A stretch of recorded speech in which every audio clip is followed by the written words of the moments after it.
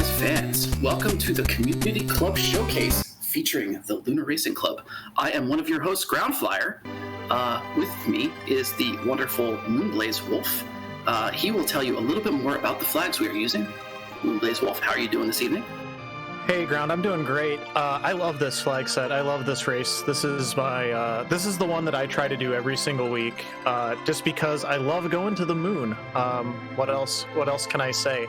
But the main thing about this flag set that you need to know is there's a couple of moon bosses or moon spots that are always required objectives, along with 2 random objectives. So those first 2 that you see there, conquer the vanilla ribbon room and conquer the vanilla Masamune altar, those are always part of this flag set. And then the other really interesting thing about it is we have the K unsafe flag on, which means that our progress through the seed could be through the moon, which is always a really interesting challenge for a lot of folks.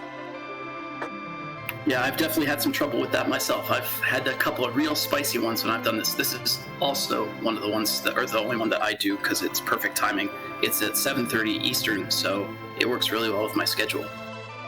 Yeah, same for me. It's really like the most convenient one, and I'm just really glad that I get to do it most weeks. And I'm really happy to be here helping to commentate it tonight, along with 2 amazing runners. We've got CommanderLeonhart here, and we've got DustyGriff, who, I mean, DustyGriff needs absolutely no introduction.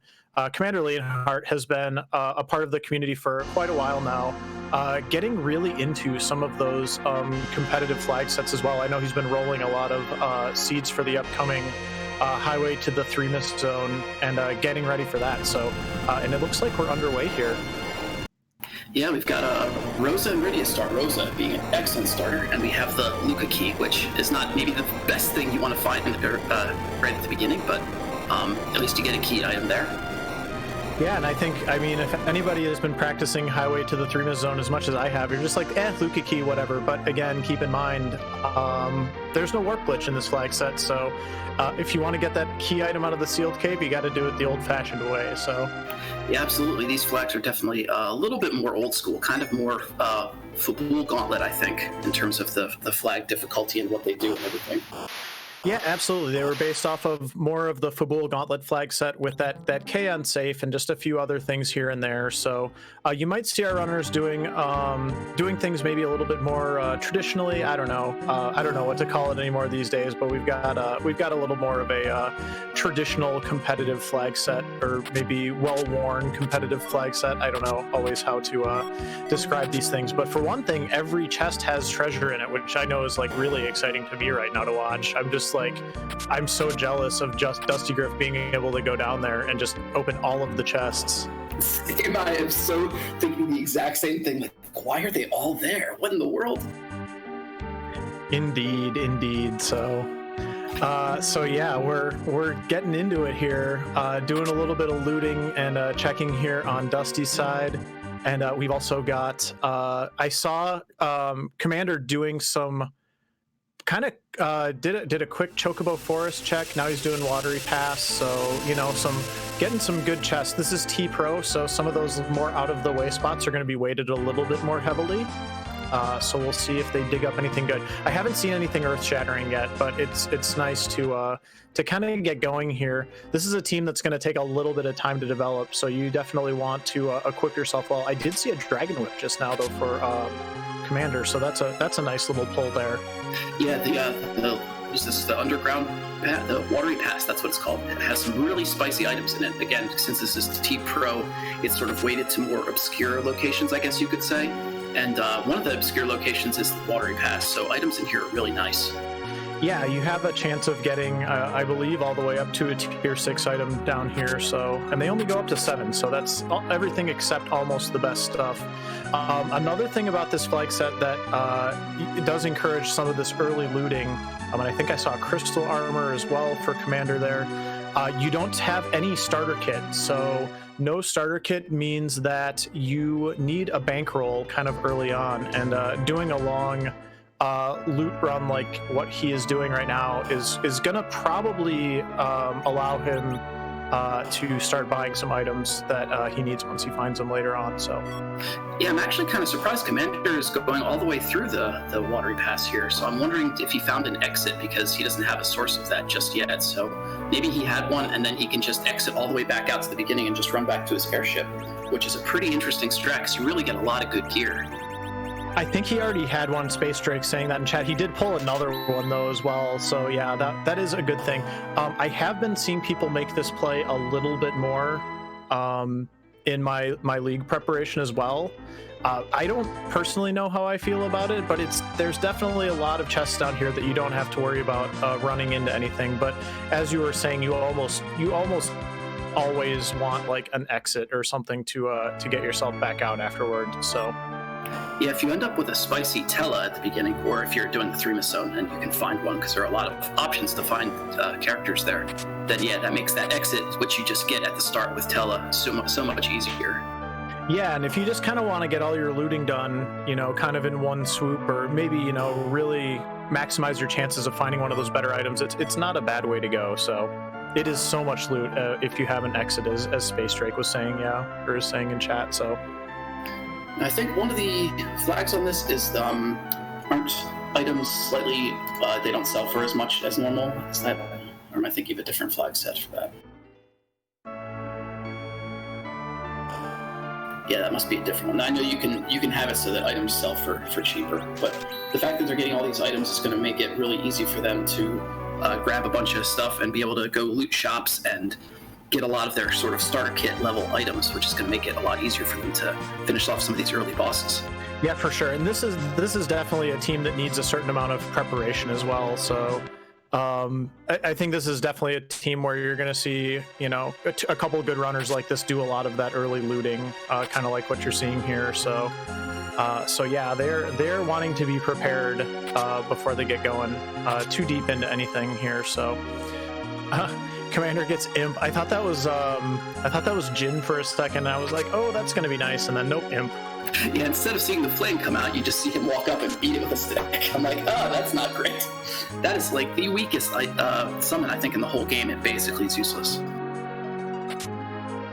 Did pull a tiara there though. That's pretty nice, and has I think also a pretty good assortment of weapons, depending on what character might be up here on Hobbs. So this could be kind of the shot in the arm that we need here, or it's Rydia and Odin, and we want no part of that. So let's get out of here. You don't hate not seeing Odin later on. It's a nice one to get out of the way for sure.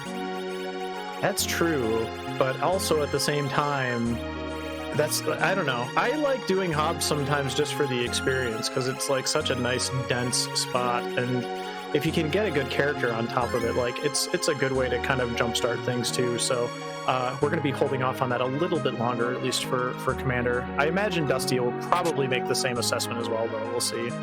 Yeah, no, that's a good point, especially with Rydia, because she starts at such a low level that she really doesn't have enough magic points or health to do just about anything. But like the nice shot in the arm is getting that first boss kill, even if it's like a super weak one with low XP, and she'll jump 7 or 8 levels. And here we are. It looks like Dusty is about to take on some leg. It is leg. It is leg day down here in the Antlion Cave. Not for long, however. Nope, we gotta Stardust to take that leg out, although not completely. It looks like a power staff is the backup plan there. So between the two, I think we're gonna be just fine here.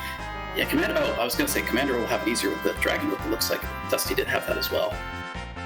Yeah, Dusty actually did that early, like the low part, or the first part of the watery pass. He did loot that as well, I believe. Speaking of pass, nice segue. Dusty just got the pass, which is not a key item, unfortunately, but fortunately it is super helpful in getting to the Z fight really early, especially if you are on Earth at the time instead of on the moon. It gives you basically instant access to the end of the game. Yeah, and looking at the objectives, that pass is going to be really nice to have as well, because if you look at Objective 3 and Objective 4, those are like super quick key item based checks that you have to do on the Earth. So if either our Earth Crystal or the Baron Key is on the Earth, you're almost certainly going to see our runners taking care of their moon bosses, and then coming back down, kind of quickly popping whatever remaining objective they have, because they do have to do all 4 of them. That's the other thing right now that we're getting kind of used to with the league flags is, I don't have to do all of my objectives. Well, here you have to do all 4. So, we got to find the Earth Crystal, and we've got to find the Baron Key tonight. Yeah, no conveniences like do 3 out of 4 like we have in 3 Zone. This is do all of them, get them all done, which is going to be a little tougher, but that's okay. Honestly, everything is going to be a lot easier if they can get a relatively early Earth Crystal, because that treasury, oh my goodness, especially on T Pro or T Wildish, that treasury is amazing. Oh yeah, for sure. And okay, well, Dusty with the reset there doesn't want any part of that Odin fight either. And yeah, we're just a little bit bogged down here, trying to get some momentum going. And we've got good equipment for other characters, unfortunately, who are not named Rydia or Rosa. We do kind of have like optimal melee gear for both of them, but this party is definitely going to need a little bit more here to really get rolling. Yeah, I think Dusty's in agreement with you on that. I see him actually heading over to Troya now to check out sort of the, I don't know if you call it the like mini treasury, I don't know what it would be called, but beside the main treasury, there's actually like a smaller treasury that has 8 items in it, and they're not as valuable, but if you're looking for gear and you're looking for cash, they are always super useful. Yeah, I think if you're in Dusty's position and you've made the assessment that like this is like a really slow start, I think this is a really smart play here, because you're giving yourself some chances to get some better items, and then also go check both of those Troya item shops and hopefully find some more useful stuff there. Because again, keep in mind, no starter kit. So yeah, I feel like I often fade those 2 shops, which I always feel bad about, because 9 times out of 10, one of those 2 shops is just jacked full of really good gear. Yeah, it's a little out of the way, but especially with no starter kit, you got to kind of make a point to get over here soon, I think. So this makes a lot of sense to me. Also, chat calling out the Odin summon, which yes, we did see. So that's going to be nice at some point for Rydia as well here, presumably. So.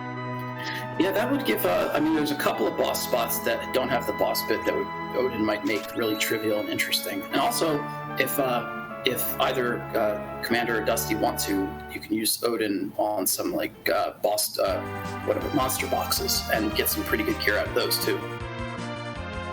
Yeah, it'll be interesting to see, how things go here. I missed who the Baron Inn character was. I'd kind of be curious to know what that is right now. But like, we're seeing Commander doing basically the same thing, kind of doing the shopping percent route at this point. Oh, it was Cecil. Okay, that's pretty good. Yeah, it was Cecil, and I think the first boss was Elements, if I recall. And I know that one of them got Black Sword, so there is somewhat of an incentive to get that done before you go to Ordeals. For sure. They're going to figure out, the best path forward, I'm sure, in just kind of trying to figure this out as they go. I did notice an Asura summon in Silvera, I believe, for Dusty. So, if we end up with like a melee Rosa or something like that, that could be very useful. Also find life potions and Star Veils. So that Silvera shop is the one that has all the goods, it looks like. Yeah, that one is a cannot miss in order to finish this siege. You need those. You need lives more than anything, and Star Veils, are useful for like 15 different bosses. And you definitely want to find that before you get too deep into these key item checks, because if you neglect those with no starter kit and then you find the wrong boss, that's just an instant reset. So, Dunce Hall in chat asking, are these the same flags Zenith Zone 3 is going to use? And the answer is no. This is a different flag set.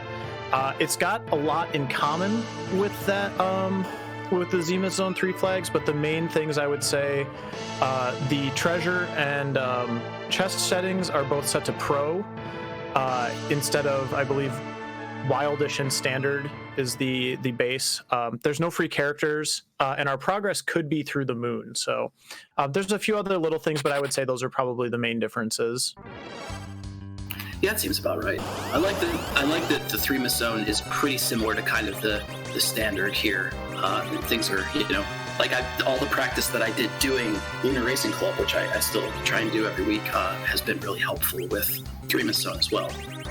Absolutely. And one of the we talked about, both of us, Ground, about how we really like doing this community race and this flag set in particular. And one of the things that I love about it, and I kind of had to learn a lot of early Moon plays because of doing a lot of 2v2 back in the day. So early Moon is very, very doable in a lot of situations, but you do need to like have the right gear, have the right setup for it. And so kind of knowing like how to exploit certain specific things to claw through, maybe like a hairdryer's chest or something like that is super useful. And our runners will potentially get practice doing that in this flag set. And then those are skills that are transferable to any racing flag set, even if you don't end up having to go to the moon first. Like, for example, Dusty pulling the magma key. Very nice there. Sorry, Rivers, the single dip Fabul is just not in the cards this evening. That was a very nice pickup. I'm sure that Commander is probably wanting to fade that as much as possible doing Bear Min, but this will give you a quick trip down underground and with some really good chests and item shops that have really valuable items down there, because gated shops have more useful stuff, especially the curse ring, which is extremely pivotal in setting up agility anchoring. Oh, Dusty just pulled a heroin robe as well, so that's gonna be pretty clutch. I think for the next little while here, we probably will not find sirens, so we might find like a siren in a chest, but sort of leveling up this party is going to be a little bit tricky. But yeah, like that play to go to Fabul, I really like that from Dusty, because he's making the assessment. You talked about fading Fabul, and I know there's a lot of folks who are big advocates for that. I am in certain situations, but here's the thing about that boss spot. It is pretty easy, all things considered. And if you have a party that you don't really feel comfortable taking up ordeals, for example, it's gonna probably be better in the long run just to do that Fabul check, even if you do have to make an extra trip later on down the road with like a Sheila check or something like that. So I think when you assess a party like this and you're kind of just trying to figure out, okay, what's the best thing to do next? Fabul makes a lot of sense. And then obviously you see that Bahamut there, which is basically free as soon as you get Star Veils, and that was a really nice play by Dusty there. Yeah, I'm definitely of the mind that Fabul is so quick to do, usually the quickest thing left after Antline, that I always like to get it done pretty quickly. I mean, sometimes it works, sometimes it doesn't, but I think it's just such a fast check, and then you also get to check the chest in there off of Sheila and everything like that. I feel like that's a play that I do. Not that I'm a pro at it at the point, but I think that's pretty useful for me. And it looks like Commander went to the Mist Cave to do a little bit of looting. There wasn't a whole lot in there. Sometimes there is, but there was a Charm Rod, which is pretty nice. Yeah, it's going to be a pretty powerful Iridia later on, but yeah, I think at a certain point you need to figure out how to get back on track here. And it looks like Commander is going to take another attempt here at the Baron Inn, which hopefully will go a little bit better than the first time. Yeah, what was the second set of bosses were the Kaipo guards, I believe? Yeah, which should, if you can get, the problem is with that, they're gonna be able to murder this team with their attacks. They're gonna be physically too powerful for only 2 characters, unfortunately. So unless you get some, like a heroin rope would actually be wonderful for Commander right now, trying to get through this, but it's gonna be tough. Job Dwarf. Did anybody? It was administrative something. I did not see the second word. Okay. And did anyone see an hourglass? Well, they won't be in shops, Marty. They will not be in shops in this flag set because of the S Pro settings. But if someone pulled one out of a chest, I did not see that. I think generally in S Pro, a lot of the higher tier items are excluded, such as illusions, I believe. Maybe I'm wrong about illusions, but I know sirens and coffins and hourglasses are not included. You can still get them out of the Cuckold shop if you forge the X-Cal, however. Yeah, it's those three illusions you can get in gated shops in S Pro, and Commander with the coffin on the commander or the general or whatever it is, or the officer. Excuse me. I don't remember what that guy is called, but yeah, like really good play there by Commander, because now they don't know what to do without their fearless leader, so they're just going to take each other out. I don't know who to punch. I guess I'll just punch myself. Convenient. Yeah, that's a really heads-up play there. Nicely done, and gets that Cecil. That's gonna be pretty nice. And whoever's at the Sand Ruby, which I don't think we know yet. Yeah, I don't think we've headed over to Kaipo yet, but we do have, well, Happy as it is called on Commander's side, but Cecil now. So I'm wondering if he's gonna want to take that dive down to Ordeals and get a Paladin or not. I think he has a lot of incentive to do so. I've seen at least like an Ice Brand in their inventory. I think there's some crystal gear as well. So there's a lot of reasons to want to go do that. Mount Ordeals now for Commander. Yeah, this is unlike the 3-miss zone where you have the vanilla agility. Here the agility is based around the positioning. So the center position is always the top agility spot. So you don't have to worry about Cecil being the only agility character if you have him. Oh, good. I did not see what the free chest in Feymarch was. Did you happen to notice that? Yep, it was Tower Key. So good. Dusty's doing a lot of looting again here. Finds cabins, but yeah, that Tower Key should be a pretty good pickup as well here for DustyGriff. Yeah, honestly, I love watching Dusty play because I get a lot of experience and knowledge just seeing how he goes about things. But he's very methodical, very good at menuing, and very quick. Like he always seems to be like 12 steps ahead of me whenever I face off against him. It's just kind of, yeah, he I think he understands the game just so incredibly well and just is very comfortable in a lot of different situations. Oh, hey, Curse String. So kind of knowing like what's the thing I need to get right now to kind of push myself forward. He's also, I'm just going to make a note of this for later, also has an Ogre Axe and Charm Arrows, which should be really, really useful for something like a Mac Giant grind potentially. If that is the route that we decide to go later on. Yeah, it's a good thing to keep in mind since there are no sirens. We're going to have to see some sort of alternate grind, and I'm curious what ends up being done. And Dusty does not have any interest in taking on those fights with only Iridia and Rosa. He definitely needs some characters. Yeah, just getting the information there, which the nice thing about that is those are two super easy bosses. The bad thing about that is it's the Feymarch, so it's probably haunted, so... Yeah, that's almost 100% true, I swear. Every time I fade it, I do not regret it, ever. Yeah, I feel like I always get punished for doing the Feymarch. But, you know, it's just one of those things. Yeah, for sure. If you fade it, it's going to be useful. If you don't fade it, it's garbage. That's kind of the rules of the game.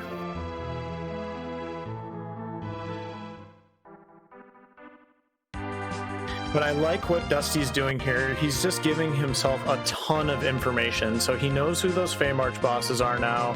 He's going to be able to get another key item. He already got the Tower Key. So, you know, while a little bit of this is kind of like Dusty's kind of running errands, you know, to use a metaphor, but he's got a really good sense of, you know, what all might be between him and that darkness crystal potentially now, with all of the information that he's gotten. Yeah, for sure. He probably already has a pretty good path in his head of what he's going to do, but here he does get to check the Sheila 1 item, which will be very interesting to see. And then he does have all of Towers, so he could do that at some point, but I'm sure he needs a little more power first. Ooh, and a hook. Okay, interesting. So that will give him the opportunity to get another character in Eblan Cave, as well as another set of shops, so that could be really useful. Yep, and question in chat, can you steal sirens in this flag set? Yes, you can. Yes, and also we talked about this being the Lunar Racing Club, where potentially you might have to go to the moon before you get underground, and instead we have a seed where the Magma Key and the hook are both available in the first 20 or so minutes. So yeah, Fabul's got all the underground love right here, so that's pretty convenient. I certainly don't like going up to the moon if I don't have to, although it is good experience. At least, you know, if you have to go early moon in a flag set like this, at least you know, like, everybody's in the same boat. So, and meanwhile, Commander is tangling with a nasty Nope Noodle in that first spot on Mount Ordeals. So, yeah, that's actually one of the usually that's the Mylon and Friends spot. That's usually a relatively easy spot, and this is not an easy battle to find here. It's kind of gross. The one good thing about this is this spot has very, very low physical attack, so as long as Commander can keep his hit points above a certain level, I think he's going to be okay, but it's just kind of a slog, and not the most fun you can have doing a boss fight, so... Yeah, and right now his party is not terribly offensively capable. I think, you know, Cecil with the Black Sword is probably the most powerful attacker at the moment, so he could definitely use a little bit more on the DPS scale. Yeah, this party has had such a rough time getting going here. And we see Dusty taking out the Kaipo guards now and getting his Cecil. Used a Gaia drum. So I think we're going to see Dusty kind of just follow up on Commander's tracks here, go and get the Porum, and then go do Ordeals. So Commander's going to give us a little bit of a preview of what we can see here for the first little bit. So, and Dusty, for all of that time he spent underground, has not really done anything that's going to allow him to really take a big advantage of getting that early underground access. I feel like he's basically in the same boat that Commander is in, just with maybe a little bit more information and potentially some more useful items. Although he does have this hook now, so if the hook character is different, that could be a game changer. Yeah, absolutely. Given the low amount of DPS that they have right now, a shot in the arm of any kind would be extremely valuable. I feel bad saying this, but I would feel like excited even just to see like a Sid or something like that right now. And gets the trap chest on the very first one, so he'll be able to just kind of loot all the way down there now. Yeah, it's one of the nice things about you do the in Eblin there is one monster box, and so if you happen to find it really, really early, you can just reset out if it's too hard to fight and just go and loot the whole rest of the place and just take everything. You don't have to worry about the monster box, so that's super convenient. And we have a Sylph on Dusty's side in the Eblin shop, so that is incredibly useful as early DPS right now is super lacking. Yeah, that's going to solve a lot of the problems, I think, here. Although, trying to figure out a way to actually, like, afford it. You can tell, oh, he sold the Ice brand. I was going to say, like, you could tell there's just certain things Dusty really wants to keep right now, but that Sylph Summon is just so potentially valuable right now, so... Yeah, no, I mean, compared to whatever the Ice brand might be able to do if he makes a Paladin, it's not even close. That Sylph is just going to be... That's early game everything, basically. Yeah, the Sylph will get you the Paladin in a way that the Ice brand obviously will not, and then another Heroine robe too, so... Hey, he's got two female characters, he could equip both of them. Probably don't actually want to do that, though. And Commander's got an Antlion in the second spot here. This is a little bit of a scary fight. These fights are just going to be so slow for Commander, unfortunately. And it is nothing that Commander is doing wrong at all. It's just with no DPS to speak of. This is just going to take a very long time, and Dusty's going to get up there probably with that Sylph Summon and be in much better shape at a minimum, so... Oh yeah, absolutely. It looks like the Eblin character is just another Porum, unfortunately, so no more DPS. But on Commander's side, yeah, the biggest difficulty he has is that his strongest DPS right now is just that Black Sword, but anytime he does a regular attack, that counter comes out. But when you've got a boss that's 2,500 hit points or so, nobody else is doing anywhere near the damage that Cecil's doing, so he doesn't really have much choice, unfortunately. Yeah, I think you kind of have to feel through the fight a little bit, and I think Commander attacking with Cecil is definitely the right play here. It's just because you gotta move that clock somehow, but it's a really just awkward spot to be in, so... Definitely. But yeah, Sylph on Dusty's side is just going to plow through that, because Sylph is not going to give you the counter, and Sylph is probably going to be doing, I don't know, 800-900 damage, probably a pop here, especially since he's got, actually I don't recall what rod, he has at least a +5 wisdom rod for Rivia, so it should be pretty good. Yeah, for sure. I think that's gonna work out quite a bit more in Dusty's favor. And did get a Porum there. Did get the Porum. And he must have already gone to Kaipo. He must already know that Porum is in Kaipo, because he isn't even checking that Sand Ruby character. So, and I think also Dusty has decided he doesn't need to loot anymore, which is another really interesting thing that you'll notice with high-level players. Is at a certain point they just kind of are like, I'm good now, I don't need to open any more chests. And yeah, I think Dusty has decided that he is good on the looting. That's something that I've noticed with really high level play. Something that I am definitely trying to get better at is just being able to see what time is good to stop looting, because yeah, it's so time consuming, and at some point you just end up with a full item box, and then you have to deal with the inventory boss, which is maybe the most difficult boss in this game. It's true, and just it's such a hard decision.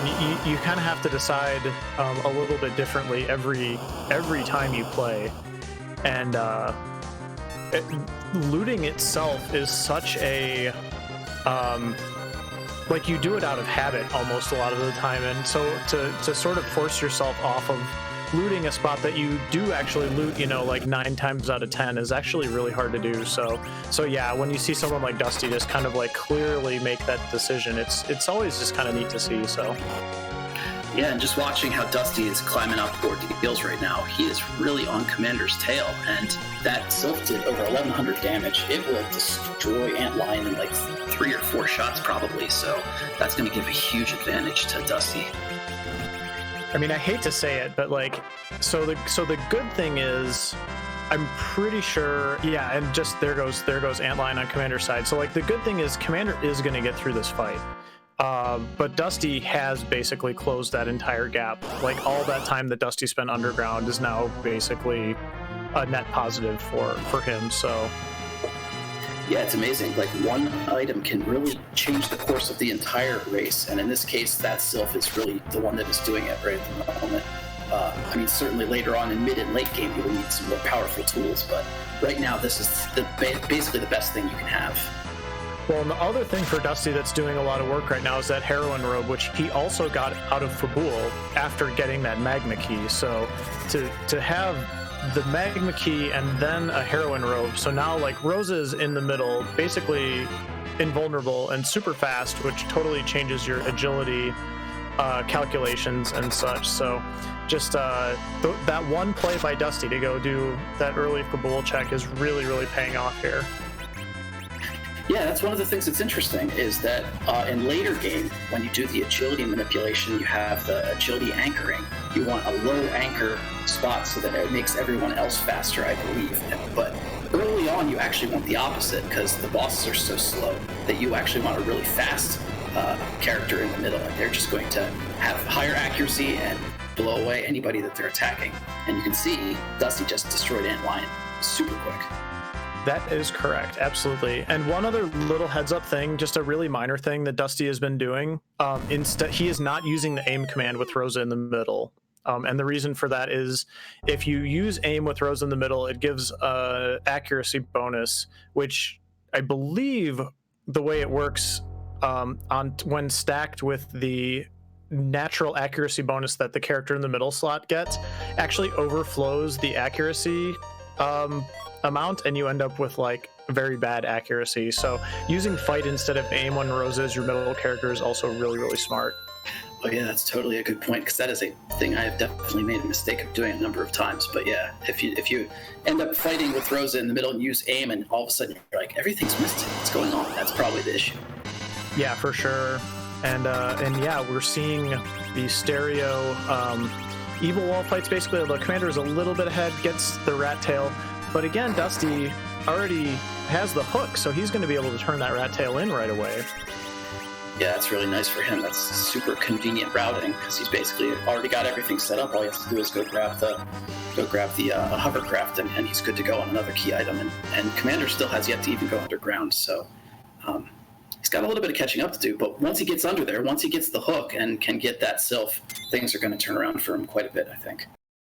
Yeah, Commander is definitely going to Fabul right now, and having that Paladin Cecil is going to be very helpful. So, you know, I suspect it's not going to be as big of a deal. Our runners here have a little bit more parity now because of that. That Paladin Cecil is going to be like a really nice DPS for both of them, kind of right off the bat here, and is going to get Commander going for sure on a little bit more even footing, even without the like Heroine Robe and the Sylph for now.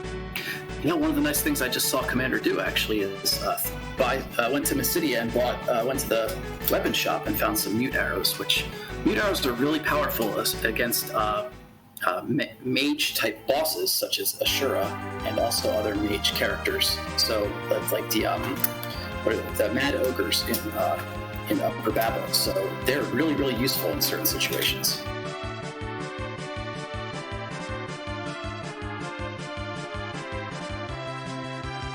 Yeah, the mage weakness is one of the most useful weaknesses in the game for sure, as well as the giant killing, which is what that ogre axe has that Dusty's toting around. So, and the rat tail becomes the spoon, which unfortunately we do not have the spoon flag in this flag set. So, sorry, Edward. That spoon is only good for a key item count and good for chucking.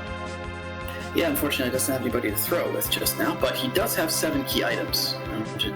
Yeah, 7 key items, which is pretty good. Once you get to that 10, you get that double XP. So that's super valuable. I'm sure Dusty knows that, and he is going to check out Dwarf and hopefully a better character, or a character with some more DPS here. Yeah, the character will be nice here. Hopefully we'll find a good boss. Oh, by the way, there was Wyvern taking a bath in the waterfall, so we don't have to worry about that. But you're going to get a nice chunk of XP here, and Dusty sitting on that tower key, I'm sure wants to go do tower as soon as possible, but the bosses here in Dwarf Castle are much easier, at least than, you know, the cannon room boss is not hard, but, you know, potentially that boss at top of tower, if it's a physical boss in particular, can be a little bit of a handful. So yeah, and that's a real high hit point spot too, if I recall. It's something in like the 20,000 range, so you really need to actually be able to do some damage to it to get it down. And he did. It looks like Dusty routing this way also is getting some illusions, so that might make whatever bosses he finds in Dwarf a lot easier to take on. Yeah, for sure. And Ray in chat, yes, we know 4 of the 7 characters. So, and we now know Leviathan is the first boss here in Dwarf Castle. So, one other thing I just have to point out about what Dusty did there, and I would be curious. Like, this is a very, very minor thing, but I mean, he's like digging for money, and he's got 2 heroine robes in his inventory, and holding on to both of those. I respect that, DustyGriff. I respect that you holding on to 1 heroine robe per female character, just in case you need it at some point. You never know, and I mean, look at it. Rosa, she is still just doing. She's doing the most damage of anybody, really, except Bridia with Sylphs. So that's absolutely a good call. While you're still really looking hard for DPS, making sure that any DPS you can possibly get out of your party is available, because you don't know if that top of tower is what gets you to the moon, and it's something punchy. You're going to need some better DPS. So, I mean, the only thing I would say about that is, and I'm not like, I'm not quibbling at all with Dusty. I just think this is very amusing to me. But like, let's be honest, you're not putting a heroine robe on Rydia when she's using that Sylph summon every turn. So yeah, that's probably true. It does. What does it drop? It drops your wisdom and willpower stats. I don't remember what the number is, but it's definitely enough that you don't want it on there if you're using any kind of magic for sure. Yeah, it's a little bit of a non-bow. I think it's either -10 or -15. But yeah, like I found that amusing. Sorry, so I'm just gonna. And there goes Rydia. But this Leviathan's Ice 2s are gonna be a little bit painful. But I think with that heroin robe, Rosa will be fine, so it's just going to be kind of grinding it out here, and just might take a little bit of time, but should be fine. Yeah, that's another nice thing, of course, about having Sylph is that, you know, characters can get beat up a little bit, but you've always got that constant hum of getting the hit off, doing a lot of damage, and then getting that heal on all your characters. So that's going to make this a little easier, especially since you don't know what that second boss is just yet. It's, you know, something you really want to prepare for, and you want to make sure you're as full health as you can when you get there. So using Sylph to take him out will make you almost full health if you happen to finish him off with it. Yeah, this is a pretty good matchup for Dusty for sure. That Sylph is going to basically negate Leviathan's wave attack, and then, you know, you're just kind of grinding him down. You should have the agility squared away enough so that, you know, he can't multi-turn you where you can't keep people alive or anything.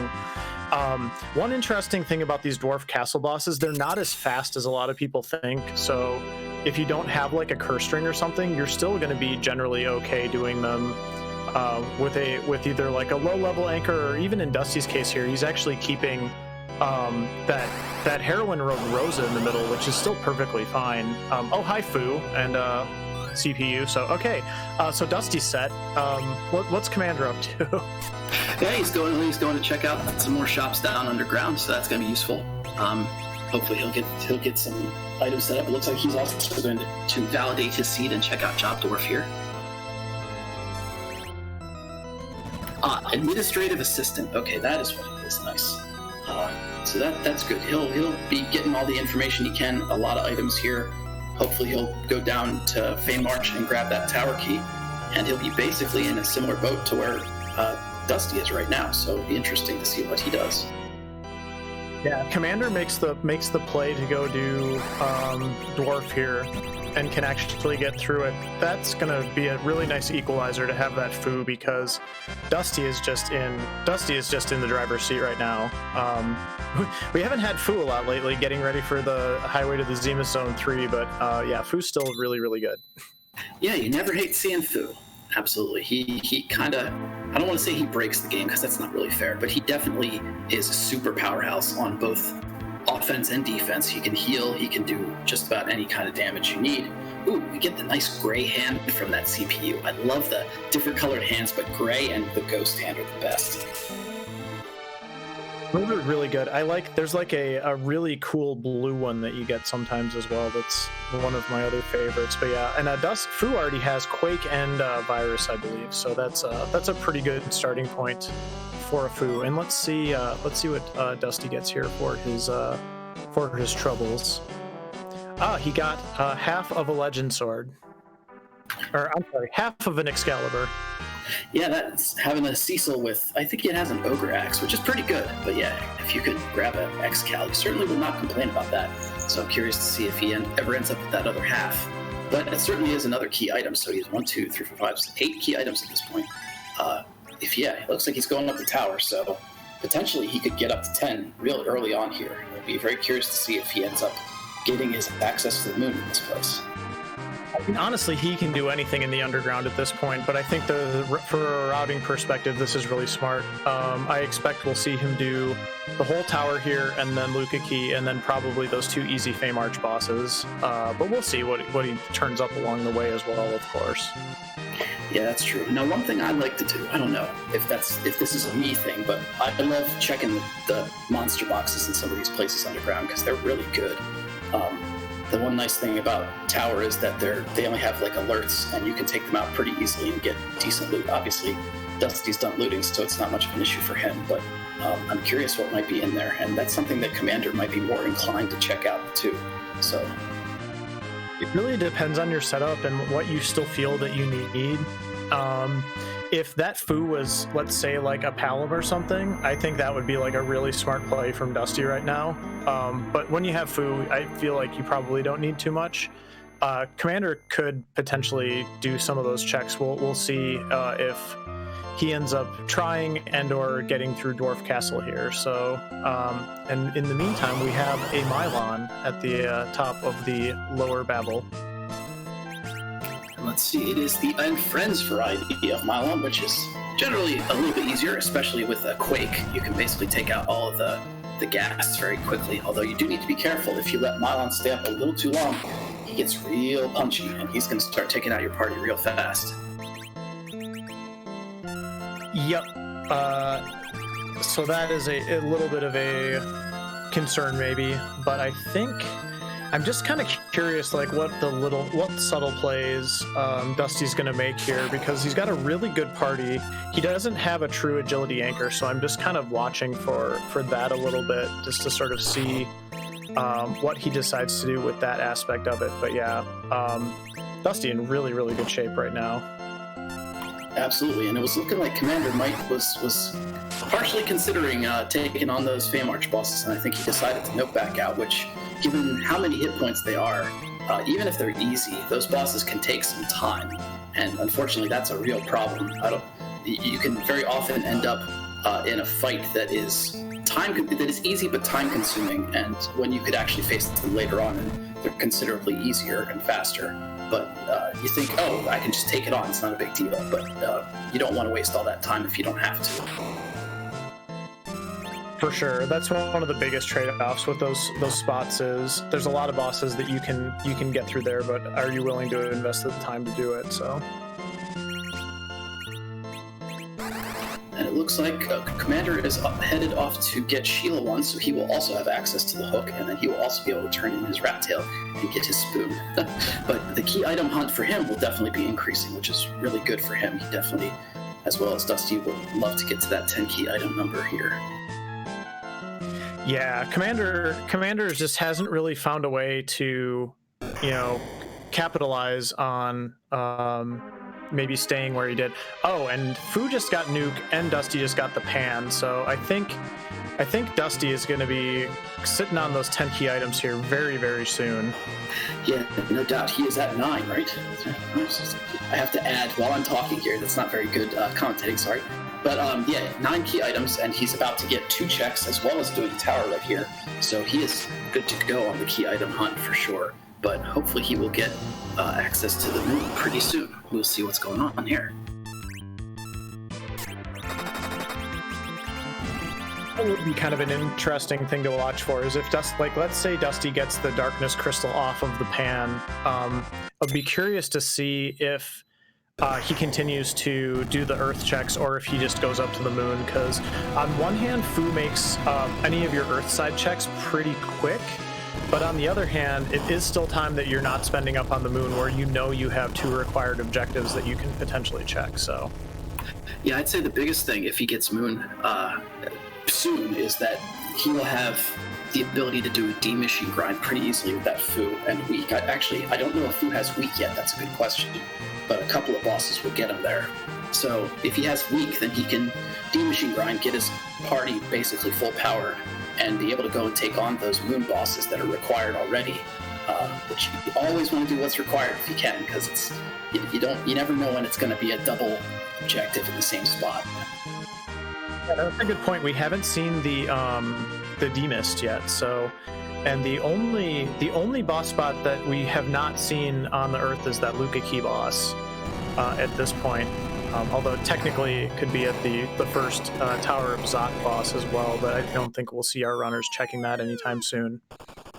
Yeah, no, not if that's not required. And that's pretty rare for it to be required, obviously, but let's see what the tower item is. Ninja shirt.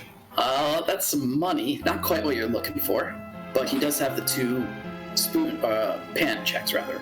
So he gets to go in and beat Yang over the head with the pan, and then get that item, and then trade that back into Sheila and get the other item. I think coming out of there with the Pan, you're not feeling too unhappy, but at the same time, you haven't found anything that you need to finish an objective yet, which has to be a little bit annoying probably for Dusty at this point. Yeah, I'm pretty sure if you're anybody racing, especially in a large group like this, and you don't have any objective stuff done yet, you probably feel a little bit behind, because somebody could have gone through and punched through those Feymarch bosses and ended up with Moon Accessor or whatnot, and things would be a little different. Oh, and he got a Legend Sword, so he now has access to X-Cal for his Cecil, as well as the Cocoa Forge, so he can check out what the items are there. That's extremely valuable. And that's the 10th key item as well. So yeah, I'm sure we're gonna see Dusty beelining it right over there to get an Excalibur. For all of the struggle that he had, and honestly, everybody's gonna have gaining traction in this seed. Having the Fu, having the X-Cal, things have pretty much opened up at this point for the rest of the run. So that's something nice. Yeah, that really does make things, well, I don't want to say easy mode because I don't want to jinx the players here, but it does make things a lot more simple to take care of. You definitely have all the tools in your shed that you really need to do. It looks okay. It's hourglasses, so that is extremely useful for a lot of bosses and for a lot of different, I guess, for grind options, because if you're up on the moon, you can do certain. It's like the gold dragons and such are susceptible to being hourglassed and frozen, and you can take them on that way. So that definitely opens up his grinding opportunities as well as some boss opportunities too. For sure. And interestingly, he also bought a Leviathan summon, so is definitely on Team Rydia for the rest of the seed here. Did finally see him sell one of those heroine robes, as well as some claws and stuff. So I think he has kind of decided, like, okay, this is my party. We're ride or die with this team. Let's make it happen. And it looks like he is well, obviously he doesn't have a choice, does he? He's taken on these Feymarch bosses now, but given that he has Fu and Nuke, they are going to be destroyed rather fast.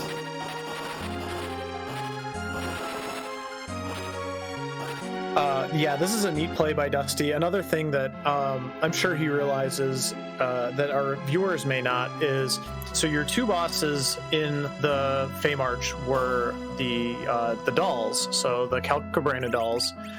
No problem, just hit them with a Quake, that's going to be fine. The interesting thing about getting that X-Cal is your Dark Imp fight is pretty easy now as well, because he is susceptible to the Holy Element. So you're going to see Cecil probably swinging for quad 9s with that X-Cal, and decides that Porum is the agility anchor du jour, and plops her down in the middle row with that curse ring. So Porum, you have a new job. Yeah, your job's probably going to be taking a nap for a little bit, but that's okay. It's one of the most important jobs, so, take it.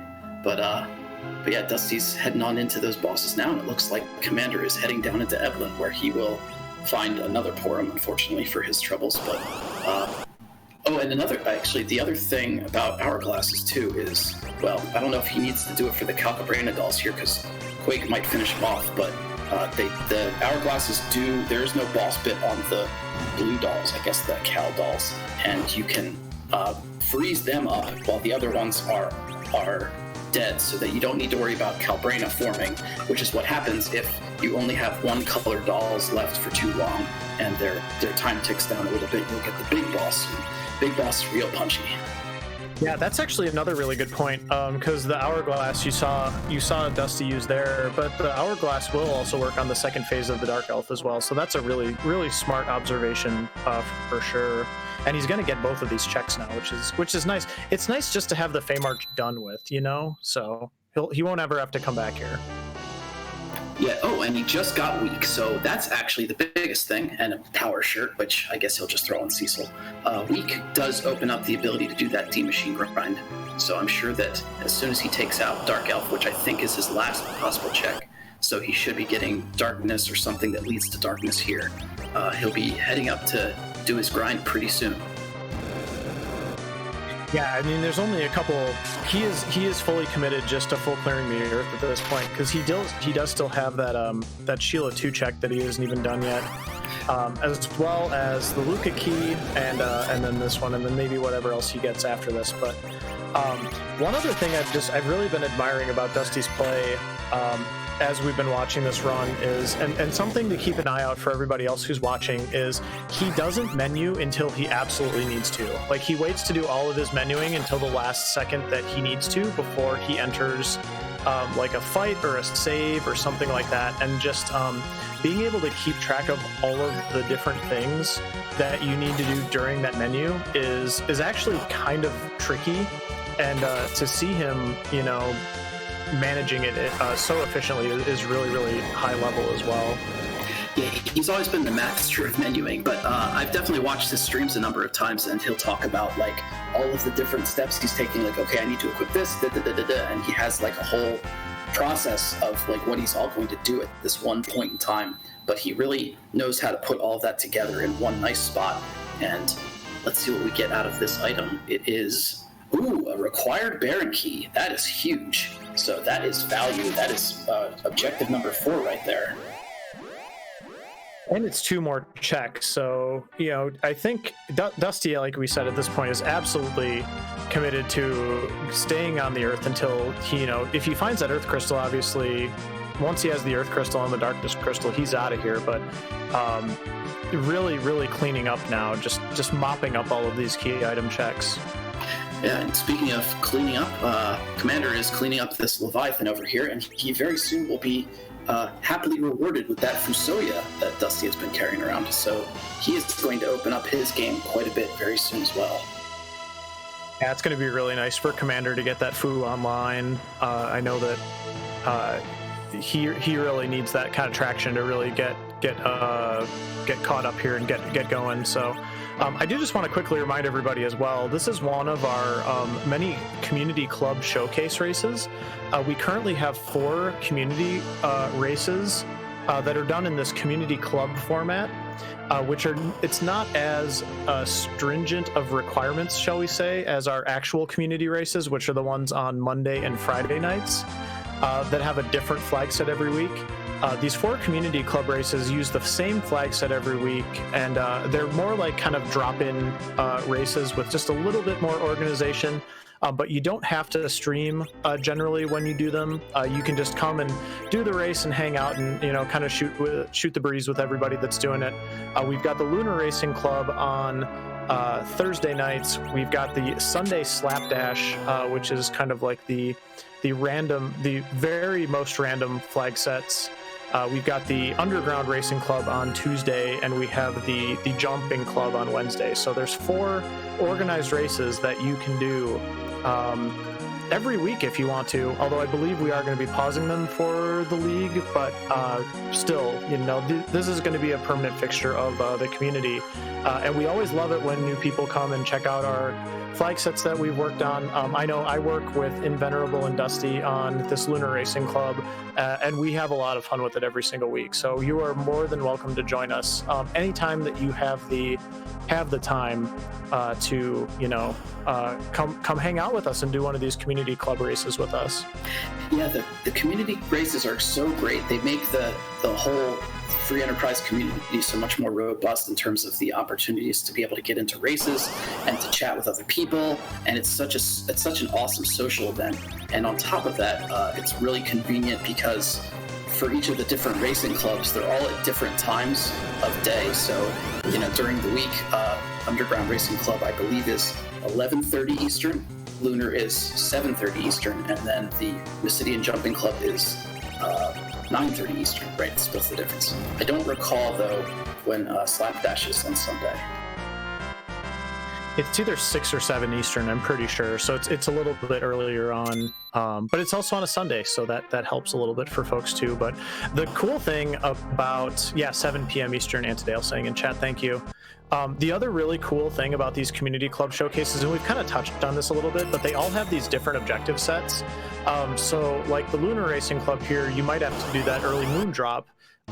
The Underground Racing Club, you have to complete the Giant. So that's another one that's just testing kind of like a different skill set, which is pretty cool. Wow, we went full vanilla in Baron tonight. That is something else. I have not seen that in a really long time. Yeah, it took me a second, and I realized, wait, we just saw Baigan, and now we see Kainaza. Holy wow. Some real Dathos action going on this evening. Yeah. I mean, we know Odin can't be in the basement because we saw him earlier on Hobbs, but you know what? 2 out of 3 ain't bad, so... That's pretty impressive, that's for sure. Also, just a really quick update, Commander has picked up that Fu now as well, so, you know, really kind of hitting the gas pedal now down, hopefully, gets that adamant, and I suspect Commander is going to be able to just kind of mow through a lot of the seed now. One really interesting thing that could be neat for Commander is if he goes and does like the Luca key early, for example, that might be something Dusty is going to potentially be putting off still for a little while here. And if that has like the Earth Crystal or something, that could be pretty good. Oh, hi, Edge. Yeah, so speaking of offense, now we have a little bit more of it. Oh, wow, and Rydia, after all of that work, after having the heroine robe and giving the sylph, she's just thrown aside. Oh, goodness. You did all the work you could, and now you're gone. But Edge is an extremely good asset and really good offense, and he comes stacked with gear and high levels, and you always want him. And honestly, also, if you are in need of a grind option, he will be able to go to those alert monster boxes in tower and steal sirens for you. That was the thing I actually thought of right away when I saw Dusty throwing away the Edge, is being able to go and steal those sirens, because Dusty's already found hourglasses, can do some pretty good like a gold dragon grind or something like that without any trouble. So to me, I think that that's probably what's behind the play. Oh, and there's the darkness crystal. Okay, Dusty has a decision to make now. Yeah, I actually am curious. I don't know which is faster. I think I know what he's going to do, which is to go do that D-Machine grind right now. But yeah, it is possible if you wanted to do those sirens and do a siren grind also. That would be a pretty valid option too. I think this might be slightly faster if you're very efficient at the D-Machine grind, which it does take quite a bit of work to set up. There's a whole positioning chart in terms of getting the correct battle to get those D-Machines to come out that you end up spawning and continuing to respawn every time you hit the alert. Another dragon pops out, and that is extremely useful for getting experience. But you need to get the right battle, because there's even another alert that drops off a different monster that you don't really want to fight instead. Yeah, I think Dusty just wants to go do those 2 required moon bosses right away, because he's got the pass in hand already. But we'll see. He also got the Twin Harp at some point there, and I did not see where the Twin Harp came from. Was that Sheila 2? Yeah, I think that was Sheila 2. I think that's the only thing I did not notice. So it must have been. Looks like, yeah, Marty says Sheila 2. Thank you, Marty. Yeah, thanks for picking up on that. Yeah, so yeah, I don't think Dusty's going to the Giant to D-Machine grind. I think Dusty is going to go try to take out those bosses with those 10 key items. The other thing that is occurring to me, kind of replaying the seed in my head, there's a lot of free bosses left on the table, because we have not seen King Queen Eblin, we have not seen Water Hag, we have not seen Dark Imps. Those are just 3 that come to mind right off the top of my head. Oh, hi, Tella. Hey, it's a proper agility anchor. I think Tella will also be joining the party as character number 7. Oh, I was wrong. Never mind. Yeah, I was wondering the same thing when you said it. And nope, I guess Porum is definitely staying as the anchor here. But maybe you just want to keep what you have, not have to re-equip things and stuff. Even that extra little bit of menuing can be time-consuming. So. But yeah, with Cecil and the X-Cal and Fu and Nuke, I think, yeah, you really don't need that grind, at least not yet. You can just go down and most likely take out these bosses. There are a couple spicy ones left, like Golbez, which I would not want to see down here. Ugh. But a lot of the really nasty ones, like Ogopogo and Wyvern and Kenazo, are out of the way. So that's definitely going to make this moon access a lot easier than it might otherwise be. Yeah, and we also have, Baron Guards is still out there. D-Mist is actually pretty free with this party, so that would be another one that I think Dusty would be very happy to see. Plus you get the free key item check as well. So yeah, I think Dusty's plan right now is just to go check those 2 required boss spots and just hopefully find something free. That's one of the ultimate rules with these races, is if you have a required objective open, probably want to go take it on, or you at least want to check it. Unless you're like way too weak to do anything about it, but it's almost always valuable. And oftentimes, if you do get an item out of it that ends, if Dusty ends up finishing off the ribbon spot and gets the Earth Crystal from it, then he's in go mode essentially. So it's super useful to get those checks early, because ribbon has 2 chests, and then you've got the third chest in Ogopogo spot. Yeah, I like this play from Dusty quite a bit, so I agree with kind of just coming up here and taking this on now. I think this is pretty smart. So it's just, he has nothing for his edge, and I'm noticing that, and I feel really bad, so, but it's okay. Like, the one thing, he is going to get a slingshot on edge, I'm pretty sure, as well, actually, too, so it probably won't matter that much. Ooh, hey, here's some pain, man. This is actually really bad for this place because, well, I guess he does have food that's strong enough, so actually now it should be okay. But he won't be able to get XP on everyone, probably. He's really trying to get it on Rosa, you can see. I think he's prioritizing getting it on Rosa. Whew, he got it. Awesome. That's great. So yeah, that's one and done, just like that. And he's got that check done. So super fast. Yeah, and that's basically a free fight. So, and I'm sure if Dusty was checking him off in his mind as well, I'm sure he would have noted that one as well. I don't have my boss tracker in front of me. It's one of the reasons I like to run with a boss tracker is you do get to see what kind of free or what kind of stuff might be waiting for you up on like the moon, for example. And so. Yeah, unfortunately, out of that ribbon spot, he didn't get any value. He got a pink tail and a defense sword, neither of which he probably will end up equipping, although the defense sword will be something to throw eventually. But he will most likely be doing Ogo next, checking that out, and then continuing to clear the moon at this point, because while you're up here, you might as well get everything done, check all the items. Yeah, for sure. And yeah, I think he's getting paid off for this play, regardless of whether or not he gets that Earth Crystal or not. So we'll see what we get here, and then what Dusty decides to do afterwards. But this is pretty interesting, I would say, from Dusty, who, in my experience, is a fairly conservative player. Oh, this is not free at all. This is a tough one. Oh, that's pretty cool, actually. Well, I guess once you get the Star Veils up, but it's just time consuming.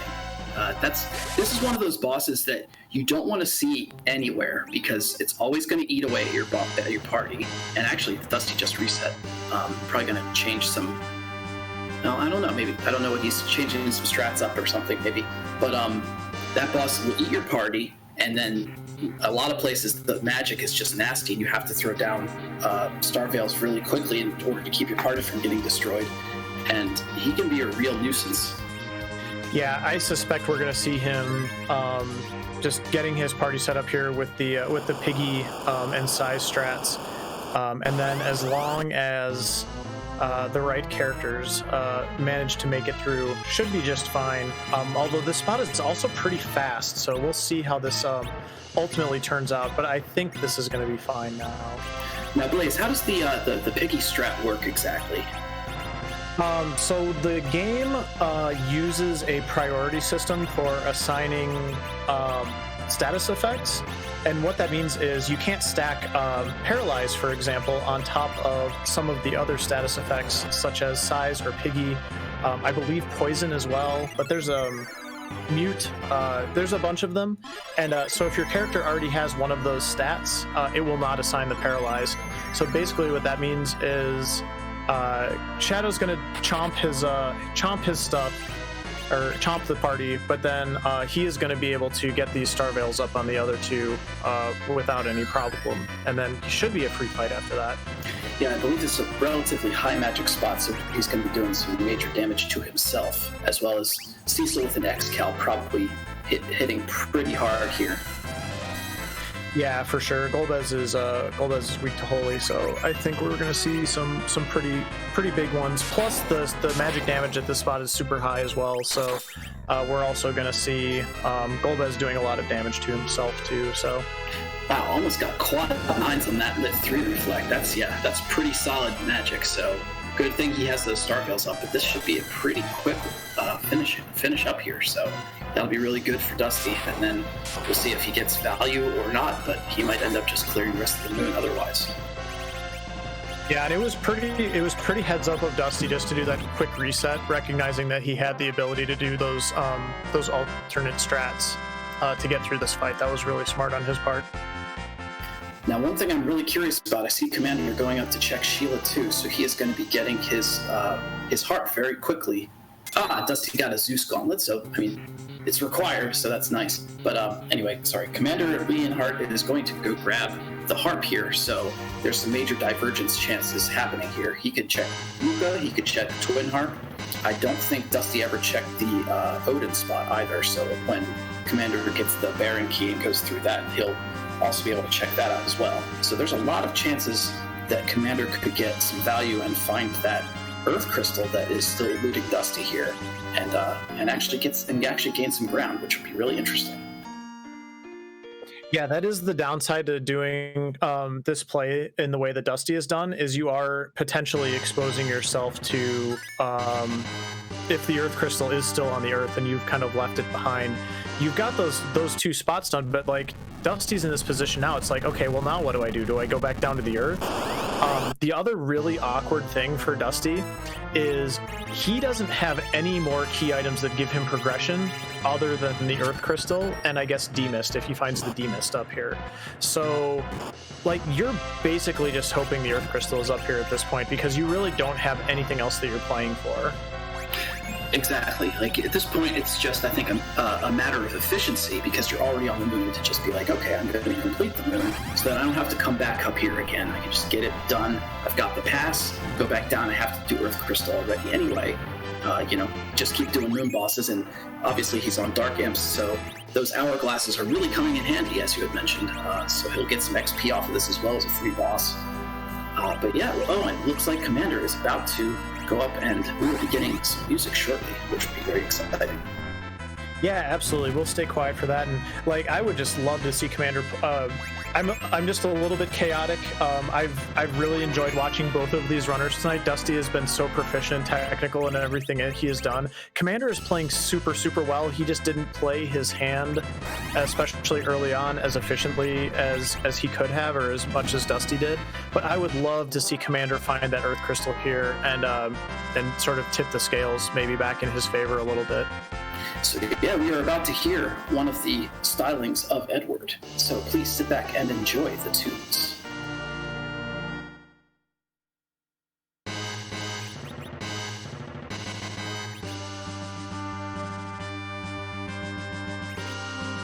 Guess we have a quick second to pop in and say that Dusty just found the Earth Crystal, but anyway, enjoy the tunes.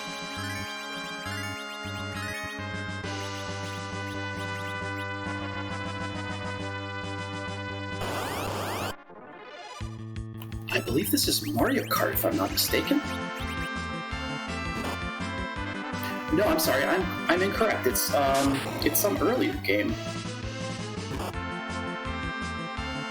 Yeah, we'll try to get you music. We'll give Smapey a second here.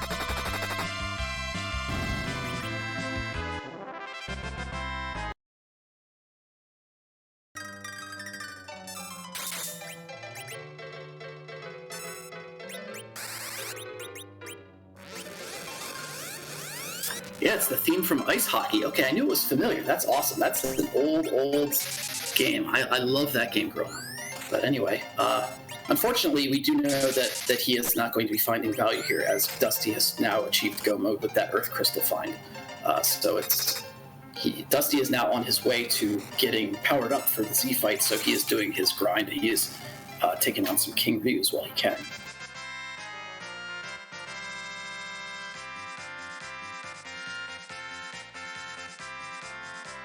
Yeah, Ice Hockey's a good one. I definitely played a lot of that game growing up in the northern United States. But yeah, Dusty's in the driver's seat here, opting to take some random encounters, which is kind of an interesting choice. I like the choice for sure, but it's not something we see a lot of. I would say, especially with the can't run flag that we get. With that League 3 flag set that a lot of us have been jamming. So really heads up by Dusty here to, just kind of, he doesn't need much. He probably just needs maybe like another three or four levels on everybody, and then he should be able to just let this team safely get through the Z fight, I would think. Yeah, it looks like his party's getting pretty close to Z fight levels here with a lot of 2,000 plus characters, so he's probably not too far away from being able to survive big bangs and take on the final boss. And I got to give props to Commander for being the people's champion with that music check. So always greatly appreciated. Yeah, I like the play for sure, because if it had worked out, you know, that's a pretty good find for him. He also hasn't found the Baron key yet either, so probably feeling a little bit more like, okay, something's got to be here. Or, you know, something's got to turn up sooner or later, but I think he'll find his way soon. Feymarch with all the value tonight, by the way. We had the Baron Key, which led to the Darkness Crystal that obviously was required, and then the Earth Crystal was on the moon. So shout-outs to the Feymarch for having value for once. Yeah, for once. But yeah, no, you had to make that check, obviously, to get up there, so that's difficult for people like me who generally would fade that as often and as much as possible. I mean, if I were in Commander's shoes, I would probably be checking Luca, I would be checking anything and everything else. And it looks like actually Luca is what he is checking next, so we'll see what that item is there, but we do know it is not value, unfortunately. I mean, I'm definitely on Feymarch very late as well, but like the thing about this Feymarch was it was incredibly straightforward once you had that foo. So really smart on Dusty's part to not put it off, because at that point he also needed all of the key items still, and being able to take out 2 checks in pretty short order is definitely the kind of thing that you want to be doing. So and yeah, it looks like he's ready to go. He does still have to open the Troya Treasury, and then he's got the pass, so he should be right off to Zeromus after that. Yeah, unfortunately, we won't get to rate the Treasury, I don't think, because Dusty is probably going to just open it and run off, since he is basically ready to go. But yeah, he basically just has to step in, open that door, step out, open the other door to Z, and he is on his way.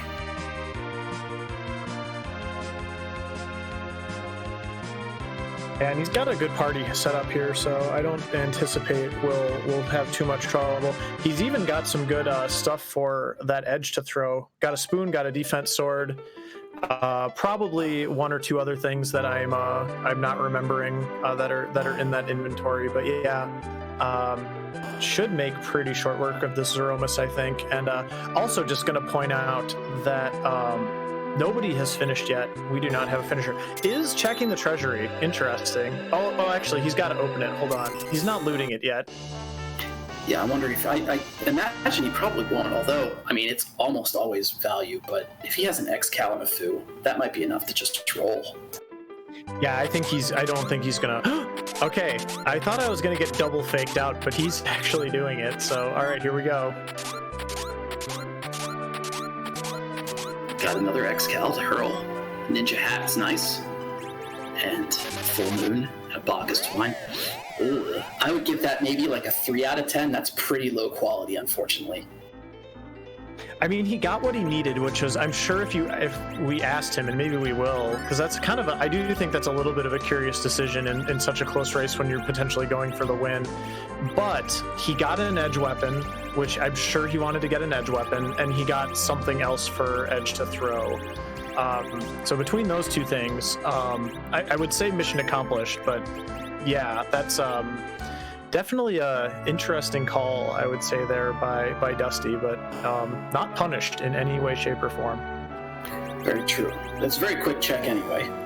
But yes, now we are making the ultimate check. As those of you who are veterans and have watched a lot of these know, we get to see one of 450 plus sprites that one Scala Kitty and also Boardface, I think, have put together to make Zeromus a little bit more interesting.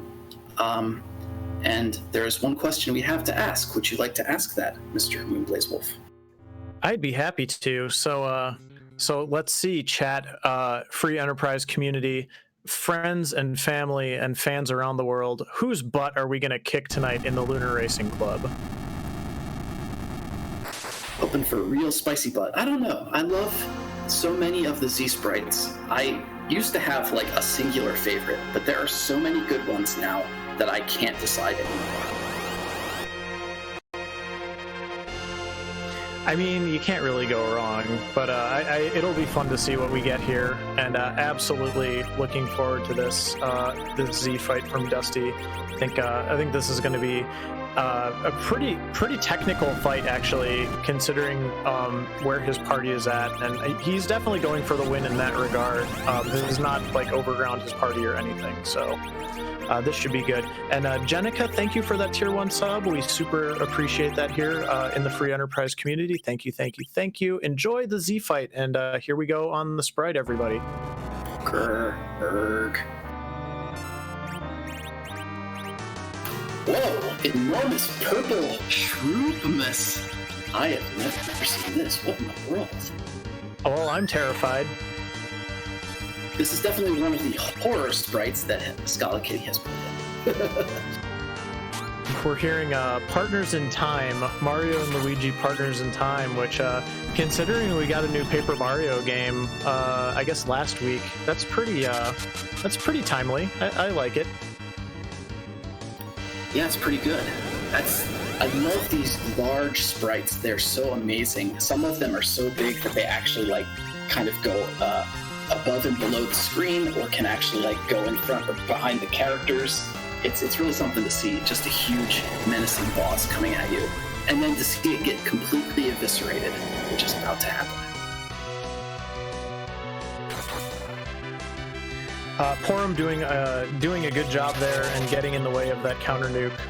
Cecil's already off to the races. Edge has already thrown a X-Cal and is about to throw the spoon. And Rosa on attack mode here. So Dusty is kicking off this Z fight, not messing around at all. Yeah, it looks like Dusty, he is a fan of the hybrid strats. He's definitely going for a hybrid fight. Well, no, I'm sorry. Actually, he's not even going for hybrid. He's just going straight for the non-refill here, because it looks like he was just throwing weapons. So now he's going to try and prevent the refill. One of the things about this boss is, actually, maybe you know better specifics about when the refill happens and how to avoid it. I think he's just doing hybrid strats, but I mean, he did start off with the throws, but he's got that Berserk on Cecil, and I didn't see a Unicorn in his inventory, so I think he's just going for max damage here. But the way that you can potentially do that, usually we see it with reflect strats, which do pair nicely with Edge, by the way. If you can throw a couple good weapons early on, Zeromus will reset his hit points, I believe, around the 40,000 to 45,000 mark. So if you do any direct damage after that point, he will refill. Zeromus will refill his hit points back down to 0. So you have to do another, 65, 66k or whatever it is. So if you only do reflected damage, you can avoid that refill skip and only have to do the 65,000 or so damage that you need to take him down. So essentially it cuts your fight in about half, not quite, but you don't have to worry about the refill skip or some of the nasty stuff that Zeromus can frankly do during phase 2 as well. So, but I do think Dusty is kind of just going for the hybrid strats here, and it's over. Wow, that was impressive. That happened so fast. Goodness. And he is in first place with a time of 1 hour, 20 minutes, 51 seconds. GG DustyGriff. Obliterated that shrewdness. Yeah, he just absolutely stacked the damage there. So that was cool to see that. That decision to go loot the Troya treasury definitely gave him a few more things to, at least gave him another X-Cal and then that full moon. So I think that probably ended up in his favor. But yeah, very nicely done by DustyGriff. Such a good, efficient race tonight. So well done, and GG's to him. First place overall. Yeah, that's excellent. This is a very stacked crowd, so it's, getting first place here is something else. So Dusty is one of the best, and he shows it with this performance, absolutely.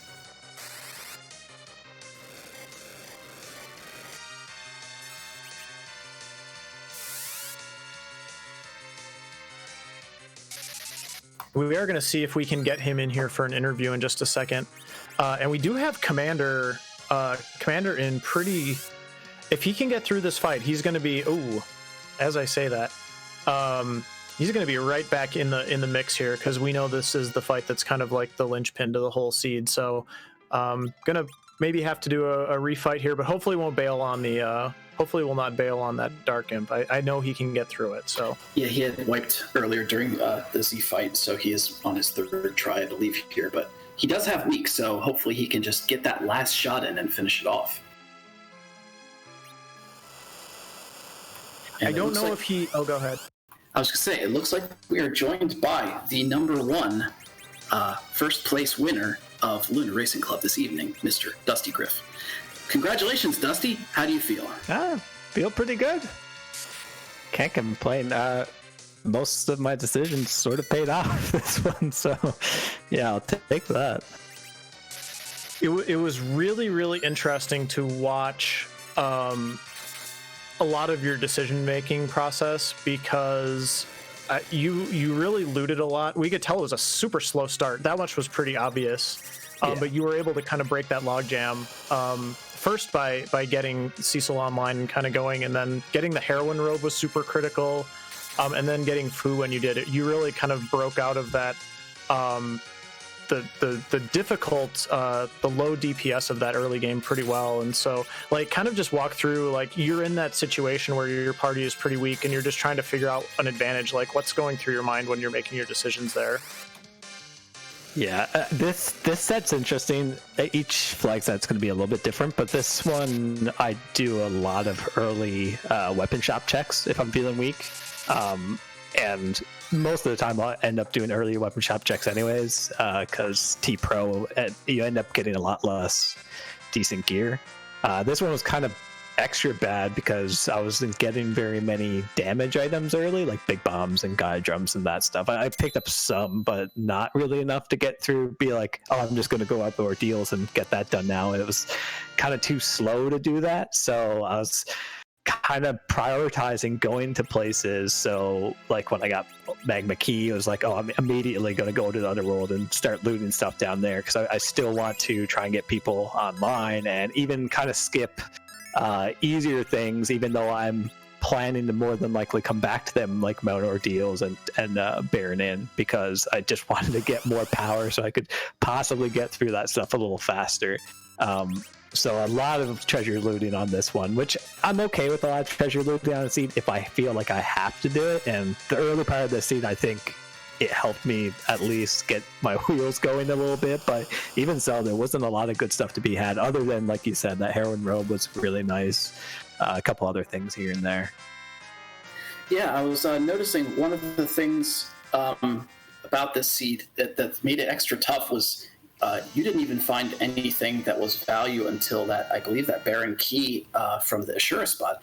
I'm curious if you felt like a little bit behind at that point, because you had cleared a whole lot of stuff, and that's like the first thing that actually had necessary value for you. You know, how did you feel at that moment?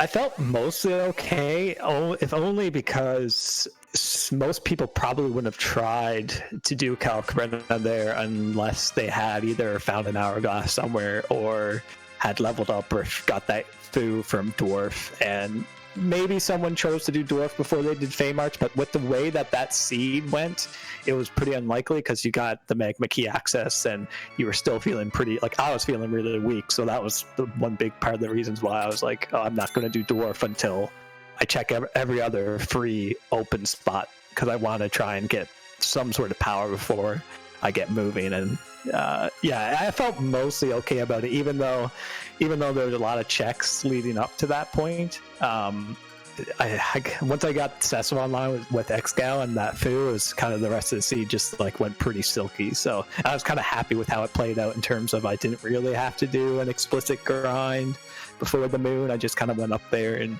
got a couple levels, did a few random encounters, and went on my way. So it felt pretty decent in that way. Yeah, one of the things that it took so long to find that darkness crystal, and I thought it was pretty interesting, just because I know you, and I know that generally speaking, I've noticed with you, and it may be different from flag set to flag set, obviously, but you like to probably full clear the earth before you go up to the moon if possible. Mm-hmm. But you went right up there, did those 2 checks, and didn't find the Earth Crystal. And I'm just kind of wondering, what you thought of at that point, because at the same time you were doing, I think it was the plague spot where the Earth Crystal was. Right. Commander was touching Twin Heart for the first time, and Groundflier and I were sitting here in the booth going, "Oh man, if the Earth Crystal's here, Dusty, who knows when Dusty's going to get to the Twin Heart?" So what was your how do you feel after you get those 2 required boss spots done and you're still hunting for the Earth Crystal? The interesting part of this one, and a big part of the reason why I immediately left, was I didn't have levels yet, and I felt strong enough to take on anything on the moon, which is a weird spot to be in. You still want to get some levels for Zero Miss, but you feel like you could probably get through every single moon boss, because with Fu and the Excal Cecil, you're pretty well can. So in this scene, it was just kind of like, if I don't find Earth Crystal on the moon, I find levels from the bosses, so it's a little bit win-win. And then I just come back to Earth and full clear it faster than I would right now. So once that kind of opened up for me, that was kind of my decision made for me at the moment.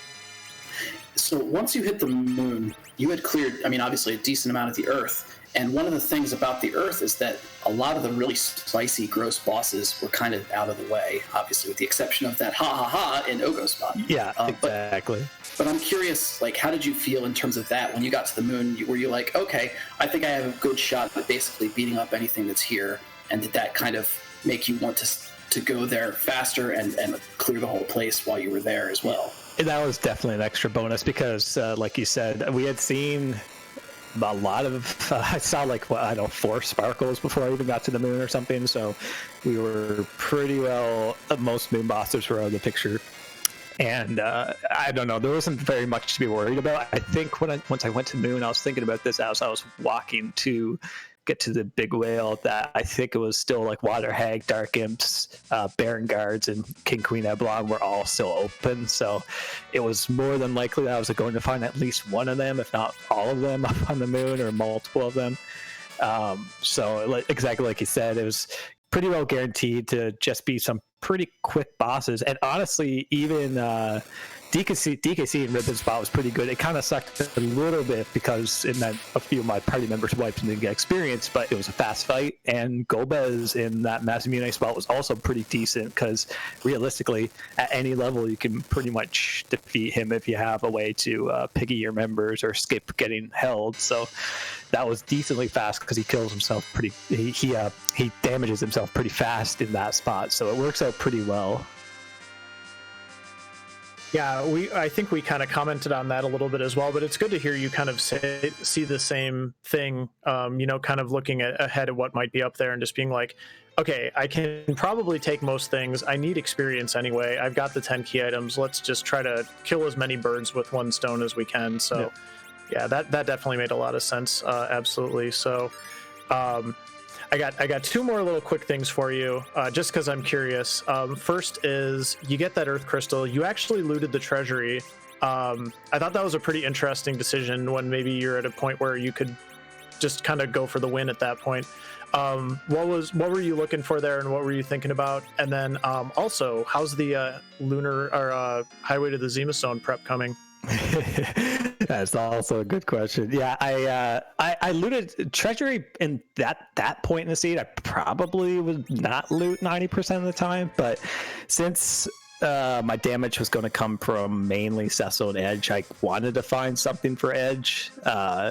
And I figured, worst case, I find a couple throwables for him, which I think I found at least the Excal. I can't remember if I found anything else, really.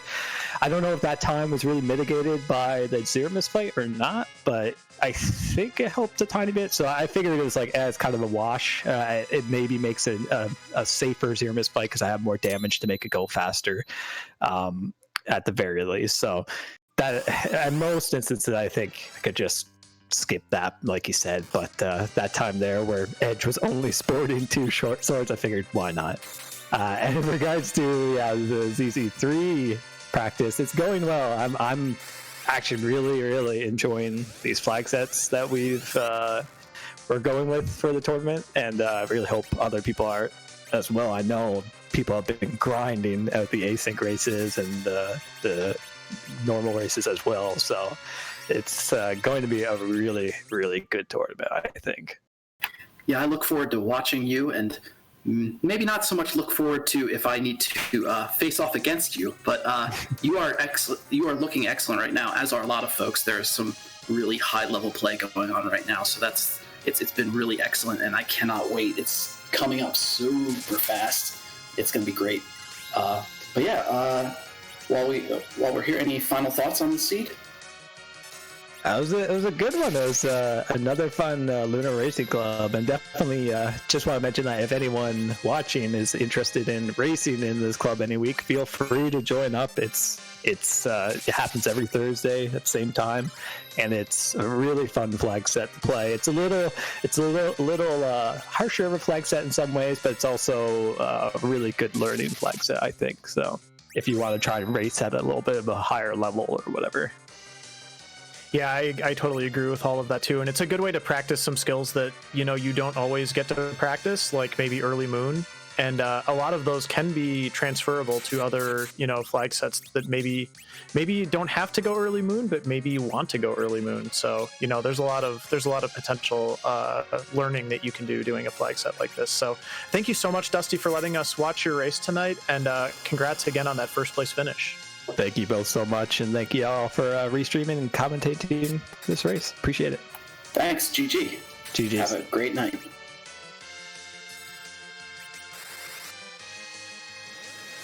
All right, that was first place finisher DustyGriff. We have had a couple more finishers come in. As we see, Commander has found the bonus round in the Barren Basement, so we know that that's not going to lead him anywhere that he needs, but still nice to check that one off the list, I guess.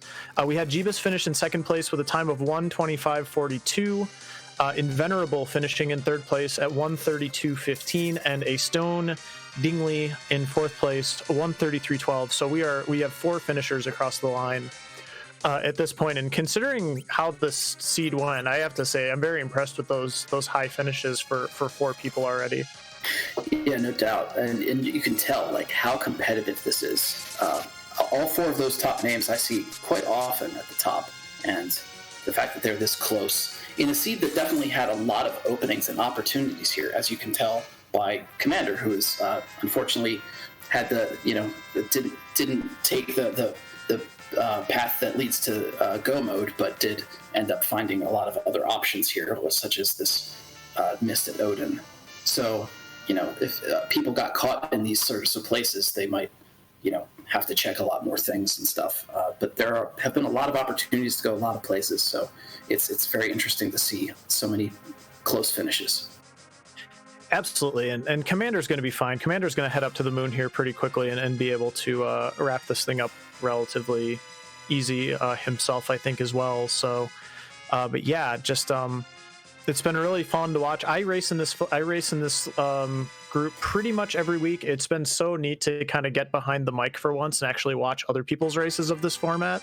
So I'm just really appreciative of being able to see these two runners tonight, and also just everybody that's been coming out for these, as well as Dusty said, like all of the pickup races, getting ready for the upcoming league. Things are just buzzing right now in the community, and it's so much fun to be a part of. So yeah, and we have a fifth place finisher, Coffee and Chocobos, another name that you see at the top of these lists all the time, in fifth place with a time of 1:36.01. So GG's to Coffee and Chocobos. And at this point, the seed just rubbing it in, giving CommanderLeonhart a drain spear. So, we're swimming only where you need him. But yeah, that's a rough one. But he is headed to the moon, I would assume. So I'm curious if he's going to try and do a grind here, or if he's going to head straight up. Well, this is it. He has full cleared the Earth, so this is all that's left. And thankfully, we know things are kind of clustered together in that lower part of the LST, where I assume he'll head right away. So I think Commander is going to be hitting go mode here pretty quick. But yeah, GG's to Coffee and Chocobos as well.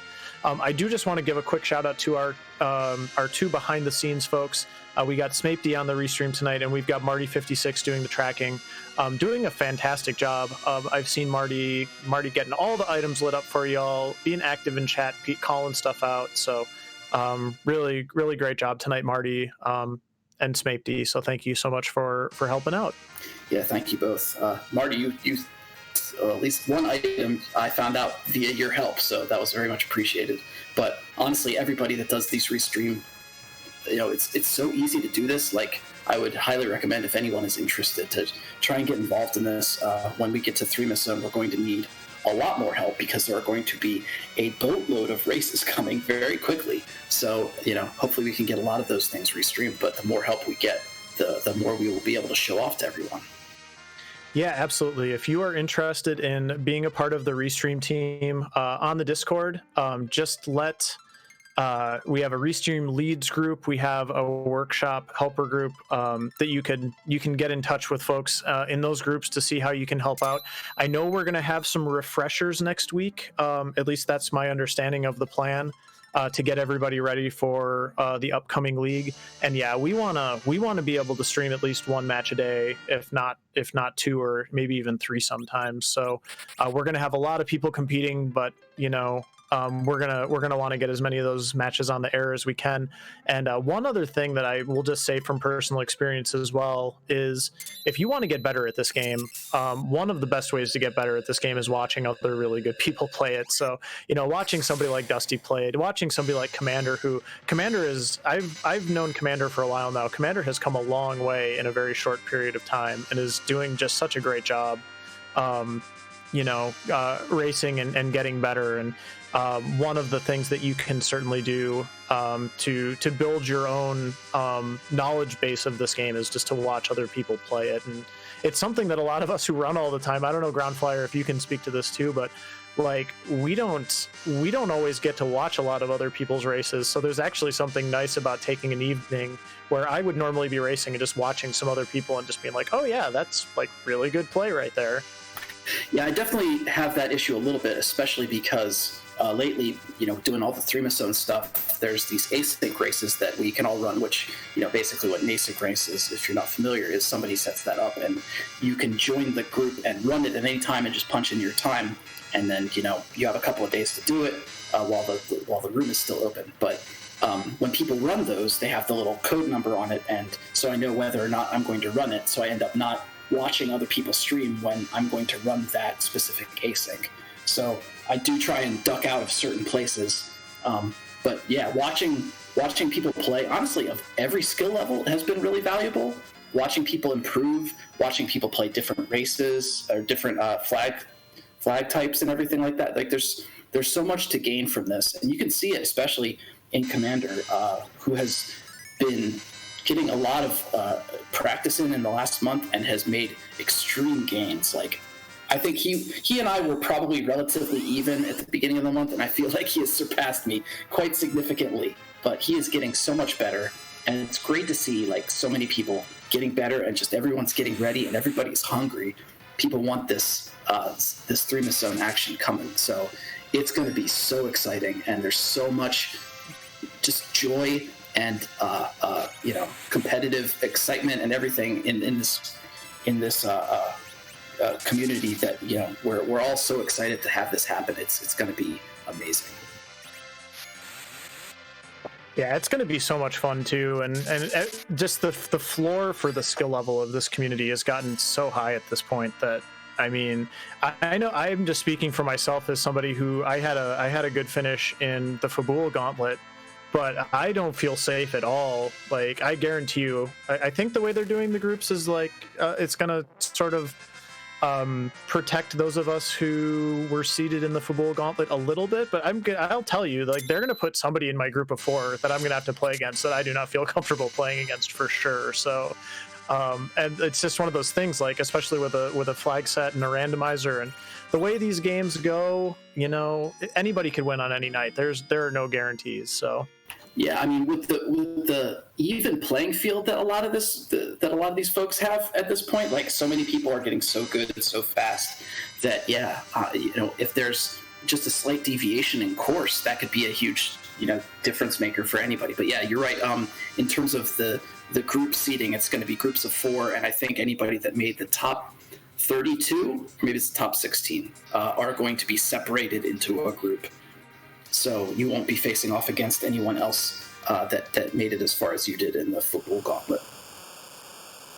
Again, not super reassuring because you got people like Dusty that got knocked out in the first round of the knockout. So, I mean, it's not going to matter, but it's going to be so much fun. I do think it was top 32, but I also don't think we're going to have. I mean, I guess we might have 128 people competing. I don't know, but like you would need 128 people to make that work too. So we'll see. But yeah, there's still time to sign up. And yeah, like Annadale just said, there's a lot of great players who didn't even make the brackets. Like they just missed out. So yeah, and then there's all the people that have gotten so much better since the Football Gauntlet, the up and comer types. So yeah, like it's going to be excitement from match 1 all the way to the very end. There's going to be some upsets. There's going to be some epic stories and underdogs and all sorts of stuff. So it's going to be great. Yeah, and honestly, if any of you out there are interested in Free Enterprise or have been playing it kind of to the side, and you're still, you're thinking about maybe wanting to join the 3-miss zone, honestly, people of all skill levels are joining up. I think a lot of people are just excited to be in on it, to be part of this. I know that's basically what I'm at, because I probably won't be winning too many races, but it's just so much fun to be in this and to kind of get competitive and to be excited with everyone else. So, if you have that interest, I would say, definitely jump on it.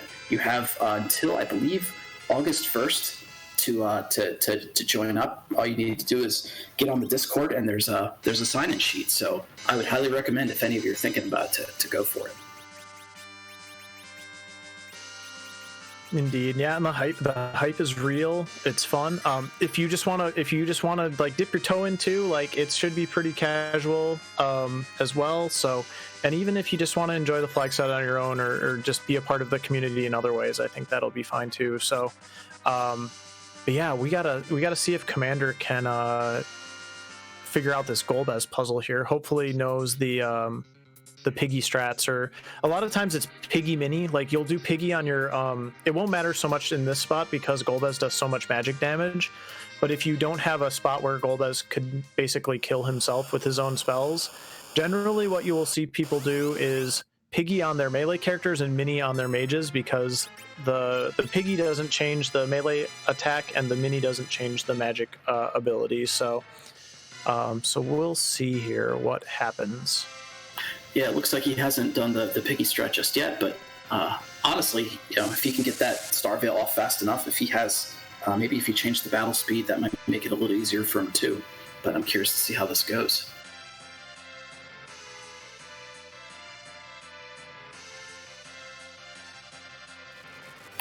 Yeah, I love watching these races live. This is so much fun, honestly, just as a fan. I'm gonna geek out for a second here. It's so cool just being able to sit here, hang out with Blaze, hang out with all you in the chat, and just chill and watch Free Enterprise. It is so much fun, and I love all you guys. Like, thank you everyone in chat just for being here, just for being part of this community. It's really special, and you all are a part of it. And you all make it special. So thank you. Absolutely. I echo all of that sentiment. I love meeting people from the community. I know that... Oh, no! Oh, come on, Commander. You can do it. That's tough. Man, yeah, Golbez hits like a truck. It's painful when you get hit like that.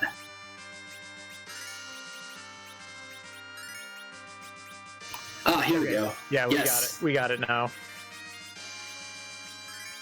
Excellent. All right. So yeah, this should make it pretty easy work. And it looks like he is actually going to do the specific stuff like Blaze just mentioned with the Piggy and the Mini. So that will make it even more clear cut for sure. I mean, we got a little bit spoiled. Dusty made this look so easy, but like the thing about the Golbez fight is there's a lot of spots where you feel like, okay, if I have a curse string, I can probably do it. This is not one of those spots. This spot has, I believe... I don't think it's either... I think it has the second highest magic attack in the entire game after the CPU spot. And then on top of that, it is incredibly fast. So it is like the nightmare spot to find Golbez if you don't have the proper setup, like kind of what Dusty was saying. Yeah, that speed is terrifying.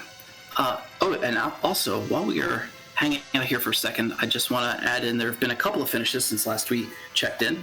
PK4787, who's hanging out in chat, has finished in 6th place with a time of 1 hour 38 minutes even. Boren Soren finished in 7th place with a time of 1 hour 45 minutes and 1 second. Poydrak finished in 8th place with a time of 1 hour 45 minutes and 58 seconds. And It's a Starman finished in 9th place with a time of 1 hour 46 minutes and 37 seconds. So GG to all of them. Yeah, these are all really good finishes still, because, you know, considering how slow a start that was, and then how really like everything fed through that one fight. So if you put that fight off for a while, it probably took a really long time to get going for the second half as well. So this was a very rudely gate kept seed, I would say, and if you didn't find those checkpoints fast enough, you probably were playing just fine. It was just hard for you to gain ground in an efficient manner, I would say. Yeah, definitely. But it looks like this time, yeah, Commander has those star veils down, so this is going to be a much easier fight for him. Swag Leviathan, take that, Golbez. Yeah, he's even taken some time to get some folks raised up, and so they will get that XP as well. That's really good.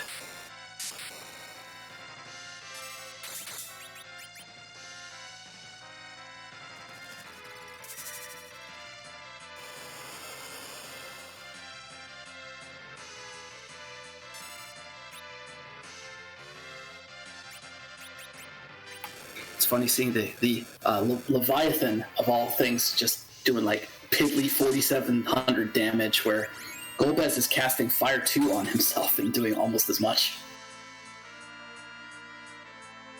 Yeah, like I said, the magic in this spot is just scary. Like, nobody will survive any of those spells if you get up here and can't get a Star Veil up in time. All right, and he is through. So that is objective 2 complete. So now all that's left is the Earth Crystal, which we will find at White Spear Altar. So hopefully that's where he goes next. Yeah, very nicely done there. And just like when you see somebody problem solve something in real time, it's always just really satisfying to watch them get the solution down there. So very nicely done there by Commander. Yeah, for sure. I mean, sometimes you take for granted, if you watch enough of these seeds, like how quickly you have to on the fly make, tweaks to what you're doing, or introduce a new strat that you weren't even thinking about 10 seconds earlier and just kind of roll with it. Sometimes it takes time for you to think about those things. So you don't really realize how difficult it is to actually come up with that stuff on the fly until you're actually doing it yourself. So, he worked really hard and got that done, and that was really commendable, because that's a hard fight no matter how you look at it.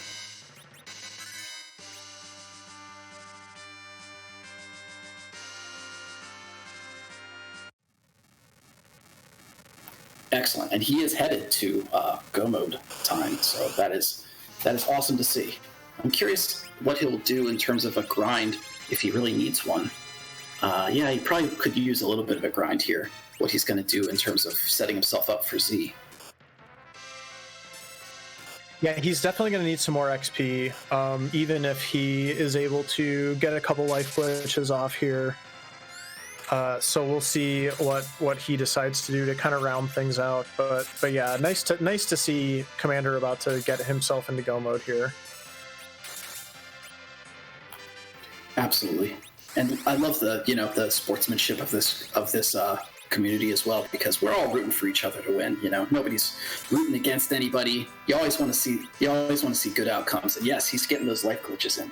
So yeah, it's good to see him making this push through. He has worked incredibly hard. He is going 17 of 17. So considering all of that, where he is at right now, it's really impressive.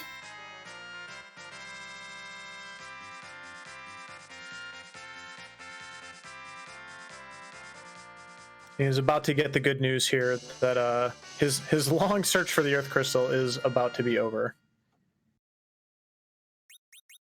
I think I heard him cheer from here.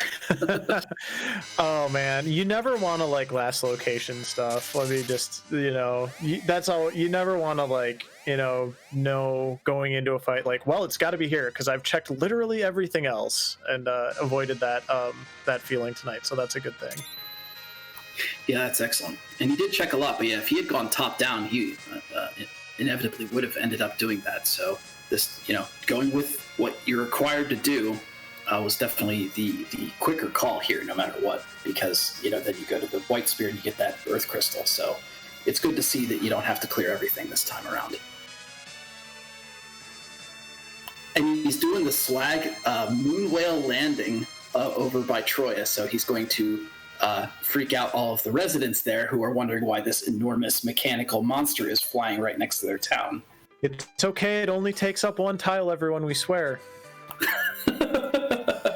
I can only imagine how bizarre that would be to see that thing fly over and land right next to your town like that. Yeah, right, PK, yeah, like Independence Day, exactly.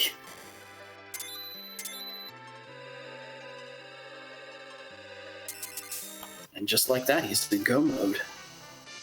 Light them all up, Marty. Your work here is done. Nice job.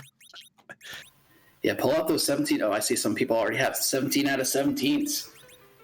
If you do it, you gotta be proud of it, because it's an achievement to be able to get all of that stuff done. That's a lot of work, no matter what. So he is Marty, on his way our tracker going.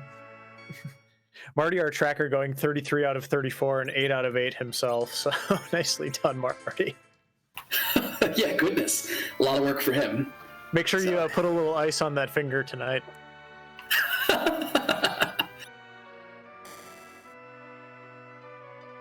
I kid. Okay, Commander's going to the Z fight. This is a little low level. I'm actually kind of curious to see how this goes. And also, he is suffering a little bit from the problem we saw Dusty having, which is I don't think he's got like a true agility anchor right now. So yeah, so we'll see what the decision-making process is here, and we'll see if he can get through it.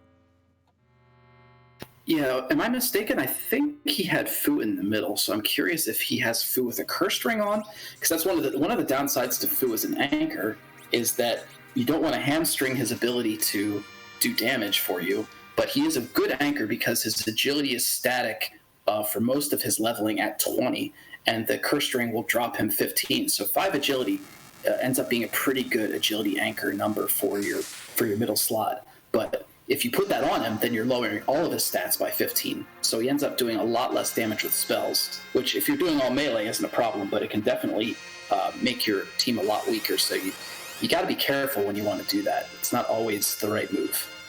I mean, if I was in his situation, I would probably be putting Riddy in the middle with that curse string myself, because Fu... Here's the thing, like, Cecil can solo this fight, but it's going to be really long, and you need Rosa and Fu to survive every Big Bang. So, I mean, he might feel comfortable nerfing Big Bangs, but I'm a little worried about this this choice of anchor and also Rosa's hit points. Cecil is fine. Cecil is going to be okay. It's everybody else that I'm worried about. Yeah, the downside, I mean, obviously, you nerf the first Big Bang, you'll make that easily. If you don't do enough damage and you see a second unnerfed Big Bang, and you've got Cecil zerked and everyone else dies, then you basically have to reset, unfortunately. So hopefully that won't happen. I'm curious to see. Maybe he'll do enough damage that it doesn't get there. 1975 is decent health for Rosa, and depending on the gear, you can be pretty safe with that level, but I'm not sure exactly where she's at in terms of gear.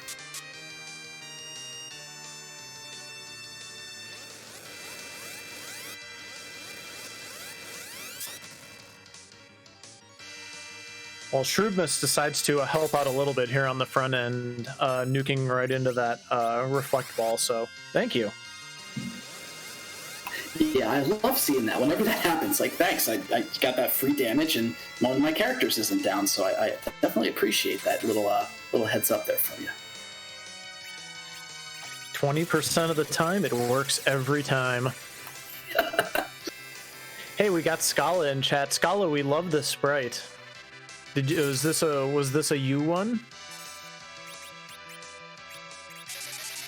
It certainly looks like a Scala sprite, not a board sprite. I'm just gonna go on record saying that. Yeah, I gotta imagine it's her. No one else would put something this horrifying in the Z pool. I'm just teasing. But some of them are pretty horrifying, but in a great and excellent way. So I love even the horrifying sprites as well as the awesome looking and cool and fun sprites.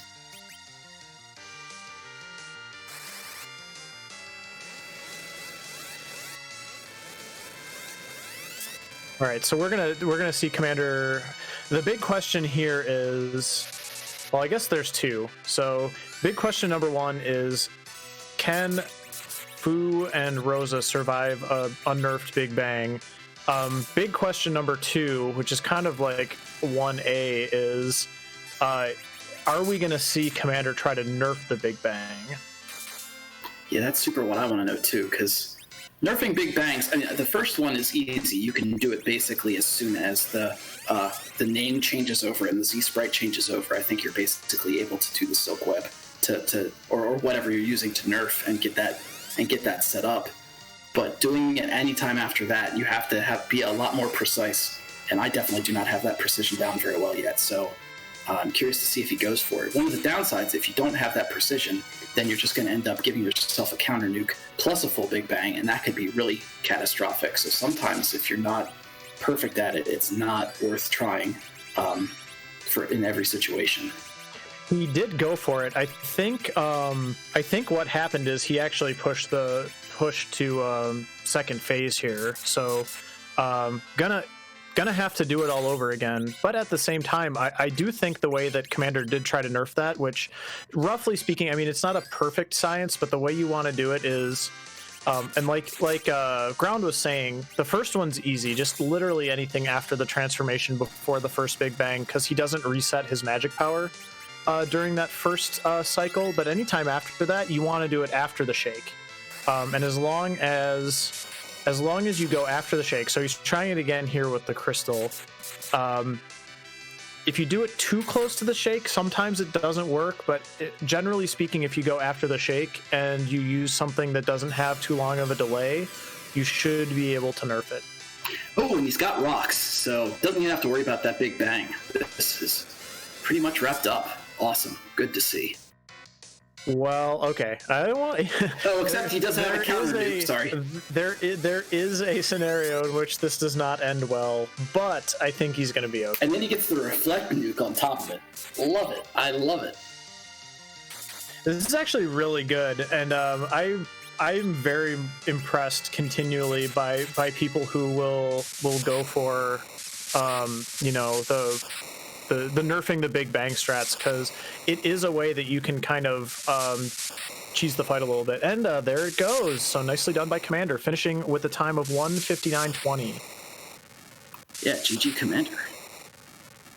That was an amazing Z fight. That was really good. Yeah, definitely. He didn't even, he went so fast, he did not need to worry about the health. He did not need to, he tried to do the nerfing, but he didn't end up needing it. But he played that really clean, and it was excellent.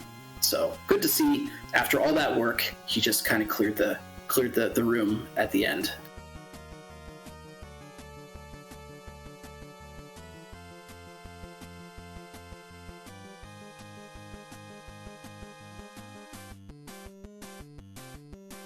So yeah, let's see. Are we going to get Commander in here for an interview? Or?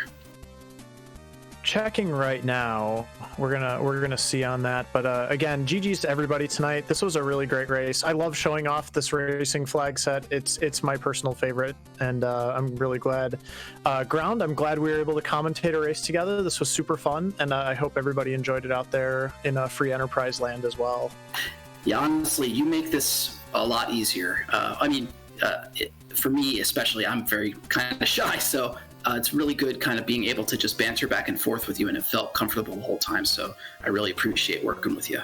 Oh, this was super fun. I had a great time tonight too, and I could tell, we did I think everybody really enjoyed the race, so I think mission accomplished from here for sure. So nicely done, and I hope we get a chance to work together, do some more matches during the league coming up here. That would be a lot of fun. Yeah, for sure. I'd love that. And it looks like Commander might be joining us. I think he is in the wrong voice channel, however. Let's see if we can. There we go. We got him in here. Commander, nice job. GG's on finishing that up. Rude start, and that was a tough go at the beginning. Yeah, I felt behind from the moment I left Ordeals and entered the tomb and realized I should have been casting Chocobo on Antlion the entire time. Yeah, that Antlion was really cruel. how did you feel about facing off against that, especially with the high hit point level and not a whole lot of damage when you had to get there? Just it did not feel pleasant at all. But I had a Dark Knight, and I really wanted him to be a Paladin. I was also really hoping for something better out of Ordeals, something along the lines of, well, if I get this, I get my Paladin, and if it's good, then maybe it's something everyone else or some other people missed. That did not prove to be the case. Yeah, it was so tough to get going. And really the seed flowed through a couple of really specific spots, I would say. And they were, a few of them were just very out of the way and kind of inconvenient. So, Fabula Gauntlet had the Magma Key. Everybody that races this game competitively knows, like, if you can fade Fabula, you probably want to do it. So that was a little bit rough. And then there's just no good characters. Fu was in Dwarf Castle, but that was kind of a lot to ask for. And then everything was through that Dark Elf at the Leviathan spot, which is, while not like a super hard Feymarch boss, it is still a Feymarch boss, and that can be a tough fight for really a lot of different parties for a lot of different reasons. Yeah, like you said, there were two main points, and the Fu was the first one. And I got to him and felt like I had hit the gas because I knew I'd been behind up to that point. I get the Fu, and I'm thinking, okay, there's far less in the way of technical getting through bosses than there was a minute ago. So about all I did then is stop looting chests. Yeah, one of the things we noticed while you were racing, you were going to the go check out Twin Harp. Sorry, and while at the same time, Dusty was, I believe, on the moon, and it looked like potentially he could end up full clearing the moon if there was no value there or whatever. And so we weren't sure if you might have had an opportunity to get ahead of him, because there were still some other checks that he had skipped on as well while going up to the moon. So how did you feel, trying to make those checks that are maybe a little bit more time consuming but still on Earth, and while you're looking around for things? Well, the Twin Harp was partly, you've got the harp, you're on Restream, go ahead, give the people the music. And part of it was, well, that's a rude Feymarch. Let's not go back there and spend the time unless I absolutely must. Let's take care of anything else. Heck, I even dove Luca before going back there. Yeah, it's just it could have broken a couple different ways, just depending on where the Earth Crystal was. But I thought you were making really smart plays. I think you were making the best of the situation really just throughout the seed. I thought everything was going fine. It's just you weren't able to kind of propel yourself forward, and frankly get a little bit lucky like Dusty and probably a few of the other off-stream runners did. But it was still really nice to watch your race, and definitely saw a lot there that was really, really good, and I think a lot of other people did as well that were watching tonight. Thank you, Moonblazewolf. That's very kind of you. I appreciate it. I know you mean it, but I appreciate it. Well, I'll call out one specifically. I thought your Z fight was amazing. You going in there somewhat low levels, trying to figure out an anchor, and probably knowing that you had to nerf those big bangs. And I thought you just absolutely owned that Z fight, and that was so cool to see. And I think everybody else that was watching, if they stuck around and watched the end of your race, I think they probably got quite a bit out of that, because that wasn't something we see all the time, and it was really well executed. Thank you. The Z fight is definitely something I felt good about. There's been a bit of work put in trying to nerf at RA1, and I happened to just have enough DPS this time to phase tip after the shake, so I never found out if I nerfed or not, but it was definitely the intent. So yeah, Commander, honestly, as one of your chief rivals for 3-Miss Zone. No, seriously though, watching you play a lot, like I feel like, we're decently even, although seeing you play so much, I think you have been gaining a lot of ground on me. I think seeing you go 17 out of 17 in this seed, which was just gross, getting all that way through and getting all the items that you could possibly get, considering the time and effort you had to put into it, like, you really worked really hard on all this stuff, and it was really impressive. A lot of other folks were able to skip some of the stuff you did. So, some of these checks, it's like it's very difficult to know which way to go or not. But I feel like your efficiency is improving substantially. And I don't know if you feel the same way about that, but that's just like sort of my perception of watching you play.